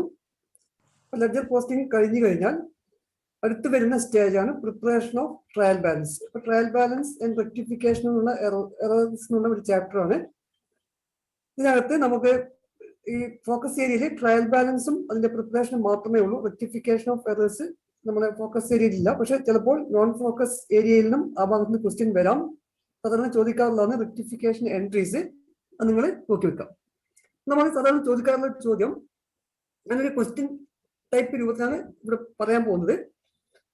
സാധാരണ ചോദിക്കാറുള്ള ഒരു ചോദ്യമാണ് dash is a statement showing the balance or total of debits and credits of all the accounts in the ledger with a view to verify the arithmetical accuracy of posting into the ledger. അപ്പോൾ അതിന്റെ answer വരുന്നത് trial balance ആണ്. അപ്പൊ trial balance എന്ന ഒരു statement ആണ്. നേരത്തെ നമ്മൾ പറഞ്ഞു എല്ലാ ട്രാൻസാക്ഷനും ഒരു ഡെബിറ്റും ഒരു ക്രെഡിറ്റും ഉണ്ടാവും. അപ്പൊ അങ്ങനെ വരുന്ന സമയത്ത് ചില അക്കൗണ്ടുകൾ നമ്മൾ ബാലൻസ് ചെയ്യുന്ന സമയത്ത് ഡെബിറ്റ് ബാലൻസ് ആയിരിക്കാം, ചില അക്കൗണ്ടുകൾക്ക് ക്രെഡിറ്റ് ബാലൻസ് ആയിരിക്കാം. അപ്പൊ എല്ലാ അക്കൗണ്ടുകളുടെയും ബാലൻസ് നമ്മൾ എടുക്കുകയാണെങ്കിൽ ക്രെഡിറ്റ് ബാലൻസിന്റെ ടോട്ടലും ഡെബിറ്റ് ബാലൻസിന്റെ ടോട്ടലും ഈക്വൽ ആയിട്ട് വരണം. അങ്ങനെ ഈക്വൽ ആയിട്ട് വന്നു കഴിഞ്ഞാൽ നമ്മൾ ലെഡ്ജർ പോസ്റ്റ് ചെയ്ത് കറക്റ്റാന്ന് ഉറപ്പുവരുത്താൻ വേണ്ടി തയ്യാറാക്കുന്ന ഒരു സ്റ്റേറ്റ്മെന്റ് ആണ് ട്രയൽ ബാലൻസ്. അപ്പൊ അതിന് നമ്മൾ മറ്റൊരു ചോദ്യം ഇതുപോലത്തെ ഈ ഒരു സ്റ്റേറ്റ്മെന്റിന് മറ്റൊരു രീതിയിൽ ചോദിക്കാം. Trial balance is A statement showing the dash of all the accounts. നേരത്തെ നമ്മൾ പറഞ്ഞു എല്ലാ അക്കൗണ്ടുകളുടെയും ബാലൻസ് ആണ്. അപ്പൊ അതിന്റെ ആൻസർ ബാലൻസസ് ആണ്. In the ledger account with a view to verify the arithmetical accuracy of posting into ledger accounts. ledger account post ചെയ്തതിന്റെ arithmetical accuracy ഉറപ്പുവരുത്താൻ വേണ്ടി നമ്മൾ തയ്യാറാക്കുന്ന ഒരു സ്റ്റേറ്റ്മെന്റ് മാത്രമാണ് trial balance. It is not an account. ഈ രണ്ട് രീതിയിലുള്ള ചില ഈ സ്റ്റേറ്റ്മെന്റുമായി ബന്ധപ്പെടുന്ന അതിന്റെ ഡെഫിനേഷനുമായി ബന്ധപ്പെടുന്ന ഈ രീതിയിലുള്ള ഒരു വൺ വേർഡ് ആൻസർ നമുക്ക് പ്രതീക്ഷിക്കാവുന്നതാണ്. ഇതിൽ വരുന്ന ഏറ്റവും പ്രധാനപ്പെട്ട ഒരു question, what are the main objectives of preparing the trial balance? അപ്പൊ ട്രയൽ ബാലൻസ് തയ്യാറാക്കുന്നതിന്റെ ലക്ഷ്യങ്ങൾ എന്തൊക്കെയാണ്? അതിലൊന്ന് പറഞ്ഞത് to ascertain the arithmetical accuracy of ledger accounts. നേരത്തെ പറഞ്ഞു കഴിഞ്ഞു. ലെഡ്ജർ അക്കൗണ്ടുകളിൽ നമ്മൾ പോസ്റ്റ് ചെയ്തതിന്റെ അരിത്മെറ്റിക്കൽ ആക്യുറസി ഉറപ്പുവരുത്താൻ വേണ്ടിയാണ് ട്രയൽ ബാലൻസ് തയ്യാറാക്കുന്നത്. അപ്പോൾ ഇറ്റ് ഈസ് എ നോക്കോ the trial balance is A list of accounts and their balance. അപ്പൊ നമ്മൾ ട്രയൽ ബാലൻസിനകത്ത് എല്ലാ അക്കൗണ്ടുകളുടെ ലിസ്റ്റാണ്. അത് നമ്മുടെ ബിസിനസിനകത്ത് ഏതൊക്കെ അക്കൗണ്ടുകൾ ഉണ്ടോ ആ എല്ലാ അക്കൗണ്ടുകളുടെ പേരും അതിനകത്ത് ഉണ്ടാവും. ആ അക്കൗണ്ടുകളുടെ ബാലൻസും കൃത്യമായിട്ട് എഴുതിയിരിക്കണം. നേരത്തെ പറഞ്ഞ് രണ്ട് സൈഡ് ഡെബിറ്റ് ബാലൻസ് ഉണ്ടാവും, ക്രെഡിറ്റ് ബാലൻസ് ഉണ്ടാവും. ഡെബിറ്റ് ബാലൻസ് ഡെബിറ്റ് സൈഡിൽ എഴുതുന്നു, ക്രെഡിറ്റ് ബാലൻസ് നമ്മൾ ക്രെഡിറ്റ് സൈഡിലാണ് എഴുതുന്നത്. ഇനി നമുക്ക് total of all the debits and balance and credit balance in the trial balance must be equal. അപ്പൊ ഡെബിറ്റ് ബാലൻസിന്റെ ടോട്ടലും ക്രെഡിറ്റ് ബാലൻസിന്റെ ടോട്ടലും ഈക്വൽ ആയിരിക്കണം. അതുപോലെ to ensure that all debits and corresponding credits have been properly recorded in the ledger. അപ്പൊ നമ്മൾ നേരത്തെ പറഞ്ഞത് എല്ലാ ട്രാൻസാക്ഷനും ഒരു ഡെബിറ്റ് ആസ്പെക്ടും ഒരു ക്രെഡിറ്റ് ആസ്പെക്ടും ഉണ്ടാവും.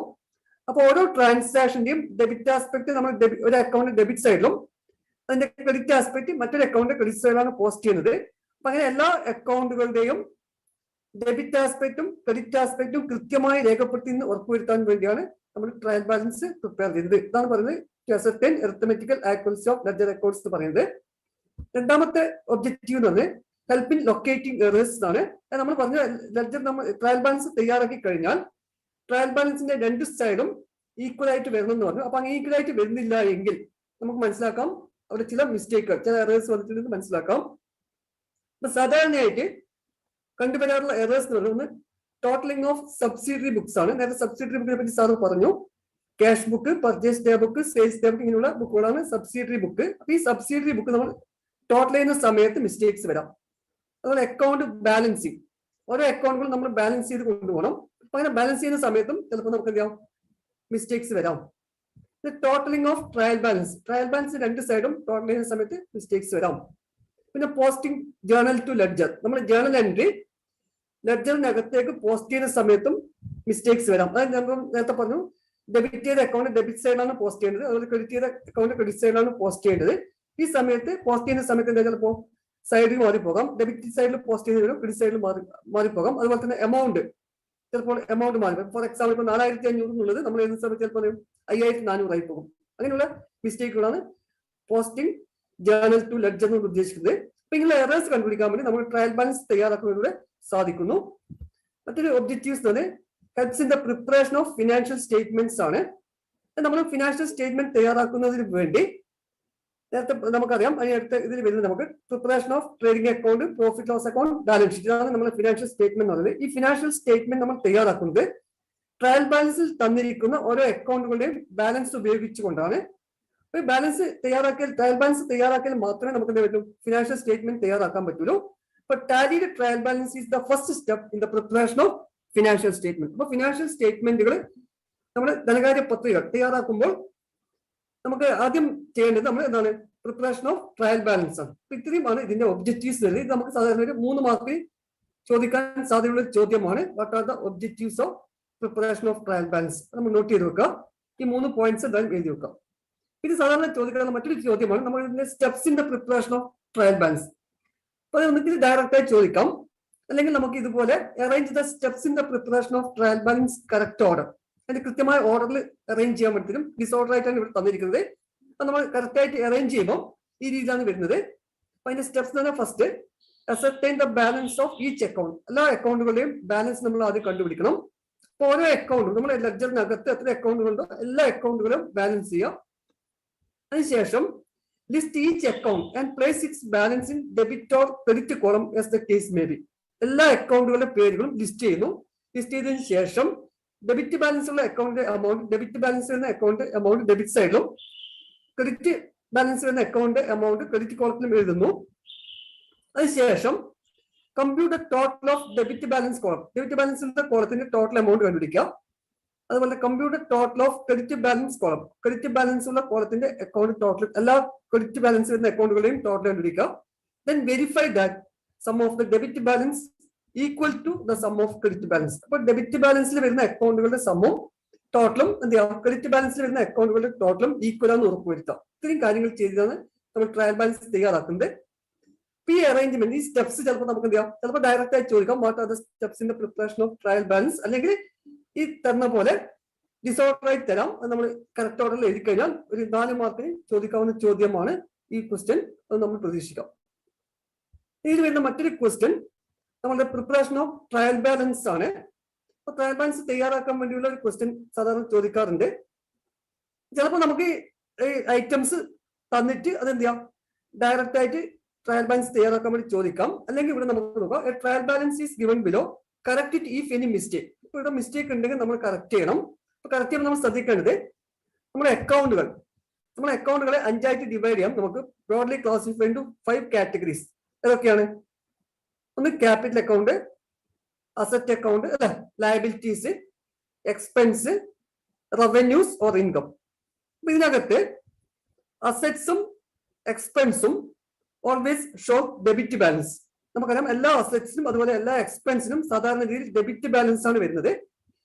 Capital, liabilities and revenue or income shows credit balance. അപ്പൊ ഈ ഐറ്റംസ് വന്നു കഴിഞ്ഞാൽ നമ്മൾ അത് നോക്കുക, ഓരോ ഐറ്റവും ഏത് ഗ്രൂപ്പിലാണ് വരുന്നത് നോക്കിയാൽ നമുക്ക് പെട്ടെന്ന് ഇത് ട്രയൽ ബാലൻസ് തയ്യാറാക്കാൻ പറ്റും. നമ്മൾ ഓരോ ഐറ്റംസ് എടുക്കുകയും അത് അസറ്റ് ആണെങ്കിൽ നമ്മൾ അതിന് ഡെബിറ്റ് ബാലൻസ് ആണ്, എക്സ്പെൻസ് ആണെങ്കിൽ ഡെബിറ്റ് ബാലൻസ് ആണ്, ക്യാപിറ്റലിൽ വരുന്നതാണെങ്കിൽ അത് ക്രെഡിറ്റ് ബാലൻസ് ആയിരിക്കും, ലയബിലിറ്റീസിൽ വരുന്നതാണെങ്കിൽ ക്രെഡിറ്റ് ബാലൻസ് ആണ്, റവന്യൂസിൽ വരുന്നതാണെങ്കിൽ ക്രെഡിറ്റ് ബാലൻസ്. ഈ രീതിയിൽ നമ്മൾ നോക്കിയാൽ മതി. ഇവിടെ നമുക്ക് നോക്കാം. ഒന്നാമത്തെ purchase. Purchase is an expense. Purchase expense ആണ്. അപ്പൊ അത് ഡെബിറ്റ് ബാലൻസ് ആണ്. അപ്പൊ ഡെബിറ്റ് സൈഡാണ് വരുന്നത്. ഇവിടെ നമ്മൾ ക്രെഡിറ്റ് സൈഡാണ് കൊടുത്തിരിക്കുന്നത്. അപ്പൊ അത് മാറ്റി എഴുതണം, ഡെബിറ്റ് സൈഡിലേക്ക് മാറ്റി എഴുതാം. നെക്സ്റ്റ് വരുന്നത് സെയിൽസ് ആണ്. സെയിൽസ് എന്ന് പറഞ്ഞാൽ നമുക്ക് ഇൻകം ആണ്. Income shows credit balance. പക്ഷെ ഇവിടെ നമ്മൾ ഡെബിറ്റ് സൈഡാണ് കൊടുത്തിരിക്കുന്നത്, അത് ക്രെഡിറ്റ് സൈഡിലേക്ക് മാറ്റി എഴുതണം. അടുത്ത ഐറ്റം വരുന്നത് ക്യാപിറ്റൽ ആണ്. ക്യാപിറ്റൽ എന്ന് പറഞ്ഞാൽ നമ്മൾ പറഞ്ഞു ക്യാപിറ്റൽ ഷോസ് ക്രെഡിറ്റ് ബാലൻസ്. അപ്പൊ അതുകൊണ്ട് നമ്മൾ ക്രെഡിറ്റ് സൈഡിലേക്ക് മാറ്റി എഴുതണം. ബിൽഡിങ്സ് ബിൽഡിംഗ് എന്ന് പറയുമ്പോൾ അസറ്റ് ആണ്. Asset shows debit balance. ഇവിടെ നമുക്ക് ക്രെഡിറ്റ് സൈഡിലാണ് കൊടുത്തിരിക്കുന്നത്. അത് നമുക്ക് എന്ത് ചെയ്യാം, ഡെബിറ്റ് സൈഡിലേക്ക് മാറ്റി എഴുതാം. നെക്സ്റ്റ് വരുന്നത് ഫർണിച്ചർ ആണ്. Furniture is also an asset. പക്ഷെ ഫർണിച്ചർ ഇവിടെ അസറ്റ് നമ്മൾ പറഞ്ഞ asset shows debit balance, so it will be shown on the debit side. അപ്പൊ ഇവിടെ നമുക്ക് ക്രെഡിറ്റ് സൈഡാണ് കാണിച്ചിരിക്കുന്നത്. അത് നമ്മൾ മാറ്റി ഡെബിറ്റ് സൈഡിലേക്ക് മാറ്റിയിടണം. നെക്സ്റ്റ് വരുന്ന ക്രെഡിറ്റേഴ്സ് ആണ്. ഇപ്പൊ ക്രെഡിറ്റേഴ്സ് എന്ന് പറഞ്ഞാൽ നമ്മൾ പറഞ്ഞു ലയബിലിറ്റി ആണ് അല്ലെ. പൈസ ബിസിനസ്സിലേക്ക് പൈസ തരാനുള്ള ആളുകളെയാണ് നമ്മൾ ക്രെഡിറ്റ്, ബിസിനസ്സിനും പൈസ കൊടുക്കാനുള്ള ആളുകളെയാണ് നമ്മൾ ക്രെഡിറ്റേഴ്സ് എന്ന് പറയുന്നത്. അപ്പൊ അത് ലയബിലിറ്റി ആയതുകൊണ്ട് ലയബിലിറ്റി ഷോസ് ക്രെഡിറ്റ് ബാലൻസ്, അതുകൊണ്ട് നമ്മൾ എന്ത് ചെയ്യണം, ക്രെഡിറ്റ് സൈഡിലാണ് കാണിക്കേണ്ടത്. ഇവിടെ ഡെബിറ്റ് സൈഡിൽ അത് മാറ്റി എഴുതാം. അപ്പൊ നമ്മൾ ഇത് മാറ്റി എഴുതുന്ന സമയത്ത് നമുക്ക് ഈ രീതിയിൽ കാണാൻ പറ്റും. ഇപ്പൊ പർച്ചേസസ് നോക്കുക, എക്സ്പെൻസ് ആയതുകൊണ്ട് ഡെബിറ്റ് സൈഡിൽ കാണിക്കുന്നു. സെയിൽസ് ഇൻകം ആയതുകൊണ്ട് ക്രെഡിറ്റ് സൈഡിൽ കാണിക്കാം. ക്യാപിറ്റൽ ക്രെഡിറ്റ് സൈഡിൽ കാണിക്കുന്നു. ക്യാപിറ്റൽ എന്ന് പറഞ്ഞാൽ നമ്മൾ പറഞ്ഞു ക്യാപിറ്റൽ ഇൻക്രീസ് ചെയ്യുമ്പോൾ ക്രെഡിറ്റ് ചെയ്യുന്നു, ഡിക്രീസ് ചെയ്യുമ്പോൾ ഡെബിറ്റ്. ആ അക്കൗണ്ടിംഗ് റൂൾസ് നോക്കിയാൽ മതി. അതുകൂടി മനസ്സിലാക്കി നമുക്ക് എളുപ്പത്തിൽ ചെയ്യാൻ വേണ്ടി സാധിക്കും. അതുപോലെ ബിൽഡിങ്സ് അസറ്റ്സ് ആയതുകൊണ്ട് ഡെബിറ്റ് ബാലൻസ് ആണ്, ഇപ്പൊ ഡെബിറ്റ് സൈഡിൽ കാണിക്കാം. ഫർണിച്ചർ അസറ്റ് ആയതുകൊണ്ട് ഡെബിറ്റ് സൈഡിൽ കാണിക്കുന്നു. ക്രെഡിറ്റേഴ്സ് ലയബിലിറ്റീസ് ആണ്, ക്രെഡിറ്റ് സൈഡിൽ കാണിക്കുന്നു. രണ്ട് സൈഡും ടോട്ടൽ ചെയ്യുന്ന സമയത്ത് ഈക്വൽ ആയിട്ട് വരും. ഈ രീതിയിൽ നമുക്ക് ട്രയൽ ബാലൻസ് തയ്യാറാക്കുന്ന ഒരു ചോദ്യം നിങ്ങൾക്ക് പ്രതീക്ഷിക്കാം. കാരണം ഈ ചാപ്റ്ററിനകത്ത് മറ്റ് സാധാരണ ചോദിക്കാൻ സാധ്യതയുള്ളത് റെക്ടിഫിക്കേഷൻ ഓഫ് എറേഴ്സ് ആണ്. അത് നോൺ ഫോക്കസ് ഏരിയയിൽ ആയതുകൊണ്ട് ഈ ഭാഗത്ത് നമുക്ക് എന്തായാലും ഒരു ട്രയൽ ബാലൻസിന്റെ പ്രോബ്ലം 4 മാർക്കിനോ 5 മാർക്കിനോ നമുക്ക് പ്രതീക്ഷിക്കാവുന്നതാണ്. അപ്പൊ ഇത് ട്രയൽ ബാലൻസ് ചെയ്യുമ്പോൾ നമ്മൾ ഇത്രയും ശ്രദ്ധിക്കണ്ടോ, അസറ്റ്സും എക്സ്പെൻസും ഡെബിറ്റ് സൈഡിൽ എടുക്കുന്നു, ലയബിലിറ്റീസ് ക്യാപിറ്റൽ ഇൻകം ക്രെഡിറ്റ് സൈഡിൽ എടുക്കാം. അപ്പൊ ഓരോ ഐറ്റം വരുന്ന സമയത്ത് നമ്മൾ ഏതാണോ ഗ്രൂപ്പിൽ വരുന്നതെന്ന് ഐഡന്റിഫൈ ചെയ്യാം, അതിനനുസരിച്ച് എഴുതിയാൽ മതി. ഇത്രയും കാര്യങ്ങളാണ് നമ്മൾ ഈ ട്രയൽ ബാലൻസ് ആൻഡ് എറേഴ്സ് എന്നുള്ളത് വരുന്നത്. നെക്സ്റ്റ് നമുക്ക് വരുന്ന ഒരു ചാപ്റ്റർ കമ്പ്യൂട്ടറൈസ്ഡ് അക്കൗണ്ടിംഗ് സിസ്റ്റം ആണ്. ഈ നമ്മുടെ ബുക്കിനകത്തെ ഏറ്റവും അവസാനത്തെ ചാപ്റ്റർ ആണ്. ഇതിൽ 6 മാർക്കിന്റെ ചോദ്യം നമുക്ക് പ്രതീക്ഷിക്കാവുന്നതാണ്. അതിൽ നമുക്ക് 2 മാർക്കിന്റെയോ 3 മാർക്കിന്റെയോ 4 മാർക്കിന്റെയോ ഒക്കെ ചോദ്യങ്ങൾ ചോദിക്കാൻ സാധ്യതയുള്ള ഏരിയ ആണ് കമ്പ്യൂട്ടറൈസ്ഡ് അക്കൗണ്ടിംഗ് സിസ്റ്റം. അപ്പൊ ഇതിൽ നമുക്ക് ഒന്ന് വരുന്നത് modern computerised accounting systems are based on the concept of dash. അപ്പൊ നമുക്കറിയാം അതിന്റെ പുതിയൊരു കോൺസെപ്റ്റ് ആണ് ഡാറ്റാബേസ് മാനേജ്മെന്റ് സിസ്റ്റം. അപ്പൊ ഡാറ്റാബേസിനെ ബേസ് ചെയ്തുകൊണ്ടാണ് നമ്മുടെ ആധുനിക കമ്പ്യൂട്ടറൈസ്ഡ് അക്കൗണ്ടിംഗ് സംവിധാനം നിലനിൽക്കുന്നത്. Modern computerised accounting systems are based on the concept of database. ഡാറ്റാബേസിനെ ബേസ് ചെയ്തുകൊണ്ടാണ് നമുക്ക് കമ്പ്യൂട്ടറൈസ്ഡ് അക്കൗണ്ടിംഗ് സിസ്റ്റം നിലവിൽ ഇപ്പോഴുള്ള ആധുനിക കമ്പ്യൂട്ടറൈസ്ഡ് അക്കൗണ്ടിംഗ് സിസ്റ്റത്തിന്റെ ഡാറ്റാബേസ് ആണ്. ഡാറ്റാബേസ് നമുക്കറിയാം it is a collection of data ആണ്. ഡാറ്റ എന്ന് പറഞ്ഞാൽ റോ ഫാക്ട്സ് ആൻഡ് ഫിഗേഴ്സ് ആണ്. അപ്പൊ നമ്മളൊരു ഇൻഫർമേഷനുമായി ബന്ധപ്പെട്ട് ഏറ്റവും അടിസ്ഥാനപരമായ ഘടകത്തെ നമ്മൾ ഡാറ്റ എന്ന് പറയുന്നത്. അങ്ങനെ എല്ലാ ഡാറ്റകളും ചേർന്നതിനാണ് ഡാറ്റാബേസ് എന്ന് നമ്മൾ ഉദ്ദേശിക്കുന്നത്. ഫോർ എക്സാമ്പിൾ ഇപ്പൊ നമ്മൾ ഡീറ്റെയിൽസ് ഓഫ് സ്റ്റുഡൻസ് എടുത്തു കഴിഞ്ഞാൽ സ്റ്റുഡൻസിന്റെ പേര് അതൊരു ഡാറ്റയാണ്, അയാളുടെ അഡ്രസ്സ് മറ്റൊരു ഡാറ്റയാണ്. ഇതെല്ലാം കൂടി ചേർന്നതിനെ നമ്മൾ എന്താ ഡാറ്റാബേസ് എന്നത് കൺസെപ്റ്റ് കൊണ്ട് ഉദ്ദേശിക്കുന്നത്. അപ്പൊ നമ്മൾ അക്കൗണ്ടിങ് എടുക്കുകയാണെങ്കിൽ അക്കൗണ്ടിങ്ങിന്റെ പേര്, ഡെബിറ്റ് ചെയ്ത അക്കൗണ്ട്, ക്രെഡിറ്റ് ചെയ്ത അക്കൗണ്ട്, അക്കൗണ്ടിങ് എമൗണ്ട്, ഡെബിറ്റ് ചെയ്യുന്ന എമൗണ്ട്, ക്രെഡിറ്റ് ചെയ്യുന്ന എമൗണ്ട്, വൗച്ചർ ടൈപ്പ്, ഇതൊക്കെ നമുക്ക് അതിന്റെ ഓരോ കോമ്പോണൻസ് ആയിട്ട് പറയാൻ വേണ്ടി സാധിക്കും. സാധാരണ ചോദിക്കാറുള്ള ചോദ്യമാണ് what are the basic requirements of A computerised accounting system. ഒരു കമ്പ്യൂട്ടറൈസ്ഡ് അക്കൗണ്ടിംഗ് സിസ്റ്റത്തിന് ഉണ്ടായിരിക്കേണ്ട അടിസ്ഥാനപരമായ കാര്യങ്ങൾ എന്തൊക്കെയാണ്? അപ്പൊ അതിനൊന്ന് വരുന്നത് അക്കൗണ്ടിംഗ് ഫ്രെയിംവർക്ക് ആണ്. ഒരു അക്കൗണ്ടിംഗ് ഫ്രെയിംവർക്ക് എന്ന് ഉദ്ദേശിക്കുന്നത് the concept of principles on the base of this accounting softwares R developed. അപ്പൊ നമ്മൾ അക്കൗണ്ടിംഗ് സോഫ്റ്റ്വെയർ ഡെവലപ്പ് ചെയ്തിരിക്കുന്നത് നേരത്തെ നമ്മൾ അക്കൗണ്ടിംഗ് പ്രിൻസിപ്പിൾസ് പഠിച്ചിട്ടുണ്ട്. ഇത്തരം അക്കൗണ്ടിംഗ് പ്രിൻസിപ്പിൾസിനെ ബേസ് ചെയ്തുകൊണ്ടാണ് അക്കൗണ്ടിംഗ് സോഫ്റ്റ്വെയർ ഡെവലപ്പ് ചെയ്യുന്നത്. അതുപോലെ തന്നെ coding and grouping structure of accounting. അക്കൗണ്ടിങ്ങിനെ നമ്മൾ ഗ്രൂപ്പായിട്ട് ചെയ്തിട്ടുണ്ട്. നേരത്തെ പറഞ്ഞ 5 ഗ്രൂപ്പായിട്ട് കാറ്റഗറൈസ് ചെയ്തിട്ടുണ്ട്. Assets, liabilities, capital, expense and revenue. അപ്പൊ അതേ കോൺസെപ്റ്റ് തന്നെയാണ് ഇവിടെ എടുക്കുന്നത്. സോഫ്റ്റ്വെയറിലും നമ്മൾ ചെയ്യുന്നത് എല്ലാ അക്കൗണ്ടുകളും ഈ ഗ്രൂപ്പ് വൈസ് ചെയ്തതുകൊണ്ടാണ് സോഫ്റ്റ്വെയർ ഡെവലപ്പ് ചെയ്തിരിക്കുന്നത്. അത് അപ്പോൾ അക്കൗണ്ടിങ്ങിന്റെ ഫ്രെയിംവർക്ക് അല്ലെങ്കിൽ ഈ അക്കൗണ്ടിങ് സോഫ്റ്റ്വെയറിന്റെ ഫ്രെയിംവർക്ക് എന്ന് പറയുന്നത് അവിടെ അക്കൗണ്ടിങ് പ്രിൻസിപ്പിൾസ്, അക്കൗണ്ടിങ് തത്വങ്ങളും അതുപോലെ തന്നെ എന്താണ് അക്കൗണ്ടിങ്ങിന്റെ ഗ്രൂപ്പിംഗുമാണ് വരുന്നത്. രണ്ടാമത് വരുന്നത് ഇതിന്റെ ഓപ്പറേറ്റിംഗ് പ്രൊസീജിയർ ആണ്. ഓപ്പറേറ്റിംഗ് പ്രൊസീജിയർ എന്ന procedure suitable for the operating environment. അത് നമ്മൾ ഓരോ സ്ഥാപനത്തിനും ആ സ്ഥാപനത്തിന്റെ ഇതിനനുസരിച്ച് പ്രത്യേക രീതിയിൽ സോഫ്റ്റ്വെയർ ഡെവലപ്പ് ചെയ്യാം. അതുപോലെ ചില സോഫ്റ്റ്വെയർ നമുക്ക് എല്ലാ സ്ഥാപനങ്ങൾക്കും വേണ്ടി ഉപയോഗിക്കാൻ പറ്റും. അപ്പൊ അതിൽ നമ്മൾ എന്തൊക്കെയാണ് കാര്യങ്ങൾ ചെയ്യേണ്ടത്, അതിന്റെ procedures, step by step actions കൃത്യമായി പറഞ്ഞിരിക്കും. അത് നമ്മളതിന്റെ ഓപ്പറേറ്റിംഗ് പ്രൊസീജിയർ എന്ന് പറയുന്നത്. എല്ലാ കമ്പ്യൂട്ടറൈസ്ഡ് അക്കൗണ്ടിംഗ് സിസ്റ്റത്തിനും ഈ 2 കോമ്പോണൻസ് ഉണ്ടായിരിക്കും. ഒന്ന് അക്കൗണ്ടിംഗ് ഫ്രെയിംവർക്കും അതുപോലെ തന്നെ ഓപ്പറേറ്റിംഗ് പ്രൊസീജിയറുമാണ്. ഇത് നമുക്ക് ഒരു 2 മാർക്ക് ചോദിക്കാവുന്ന ചോദ്യമാണ്. ഇത് നമുക്ക് നോട്ട് ചെയ്ത് വെക്കാം. പിന്നെ അതാണ് ഏറ്റവും പ്രധാനപ്പെട്ടതാണ്, സാധാരണ ചോദിക്കാറുള്ള ഒരു ചോദ്യമാണ്, 4 മാർക്കൊക്കെ ചോദിക്കാം. Name the 4 basic components of database. ഡാറ്റാബേസിന്റെ ഏറ്റവും പ്രധാനപ്പെട്ട 4 ഘടകങ്ങളാണ്. ഒന്ന് ഫ്രണ്ട് എൻഡ് ഇന്റർഫേസ് ആണ്. ഫ്രണ്ട് എൻഡ് ഇന്റർഫേസ് എന്ന് പറഞ്ഞു കഴിഞ്ഞാൽ link between user and database oriented software to interact with back end database.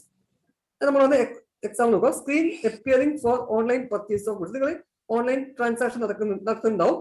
ഈ ഓൺലൈൻ ട്രാൻസാക്ഷൻ നടക്കുന്ന സമയത്ത് നമുക്ക് കിട്ടുന്ന സ്ക്രീൻ ഉണ്ടാവും. ആ സ്ക്രീനകത്താണ് നമ്മൾ എന്ത് ചെയ്യുന്നത്, എല്ലാ ഡാറ്റാസും എൻട്രി ചെയ്യുന്നത് അല്ലെ.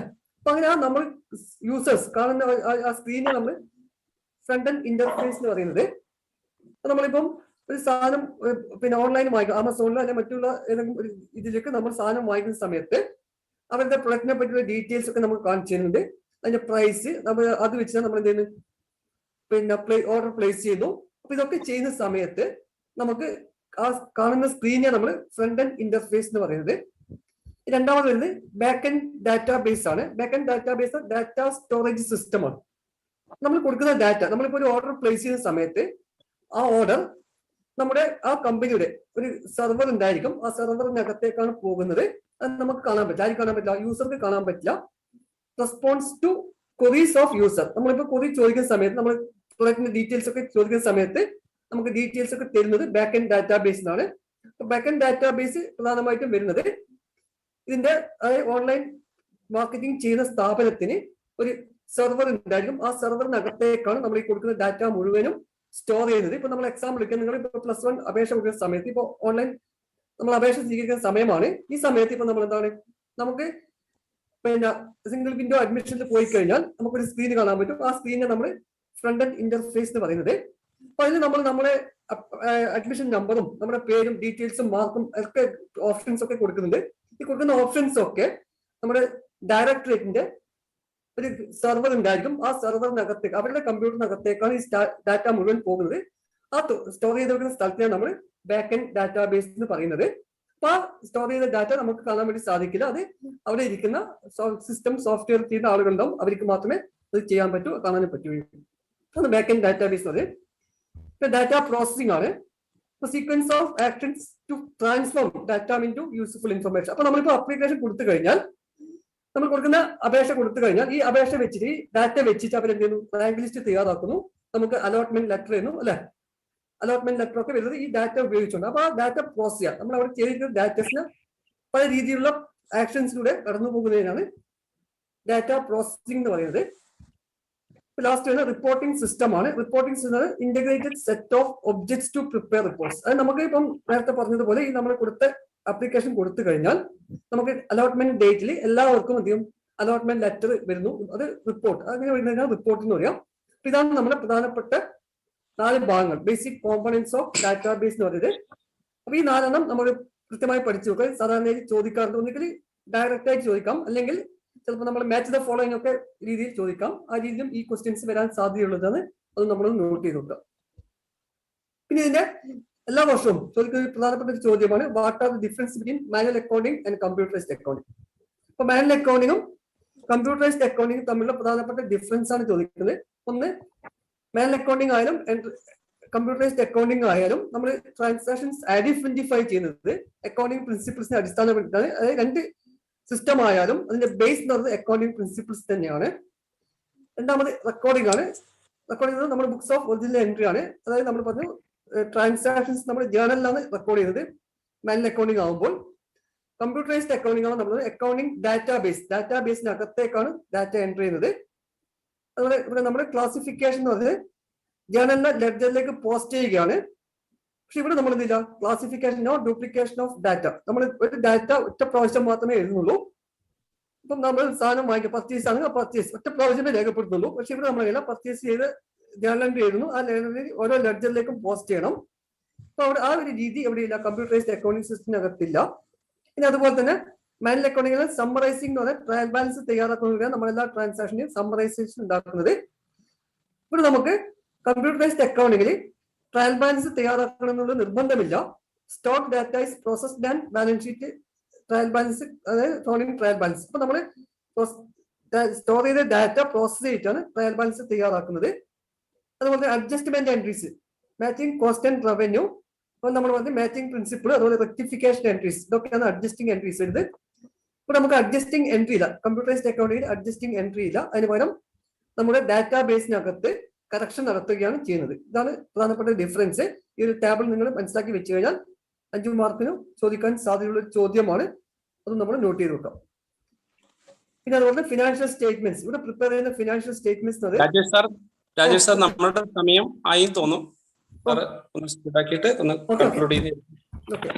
നമുക്ക് ഇതിനകത്ത് പിന്നെ അഡ്ജസ്റ്റ്മെന്റ്സ് ആണ്, സോറി അഡ്വാൻറ്റേജ് ക്വസ്റ്റ്യൻ ചോദിക്കാം 5 മാർക്കിന്. അതും പോയിന്റ്സ് ഞാൻ ഇവിടെ പറയുകയാണ്, നിങ്ങൾ പഠിച്ചു വെക്കാം.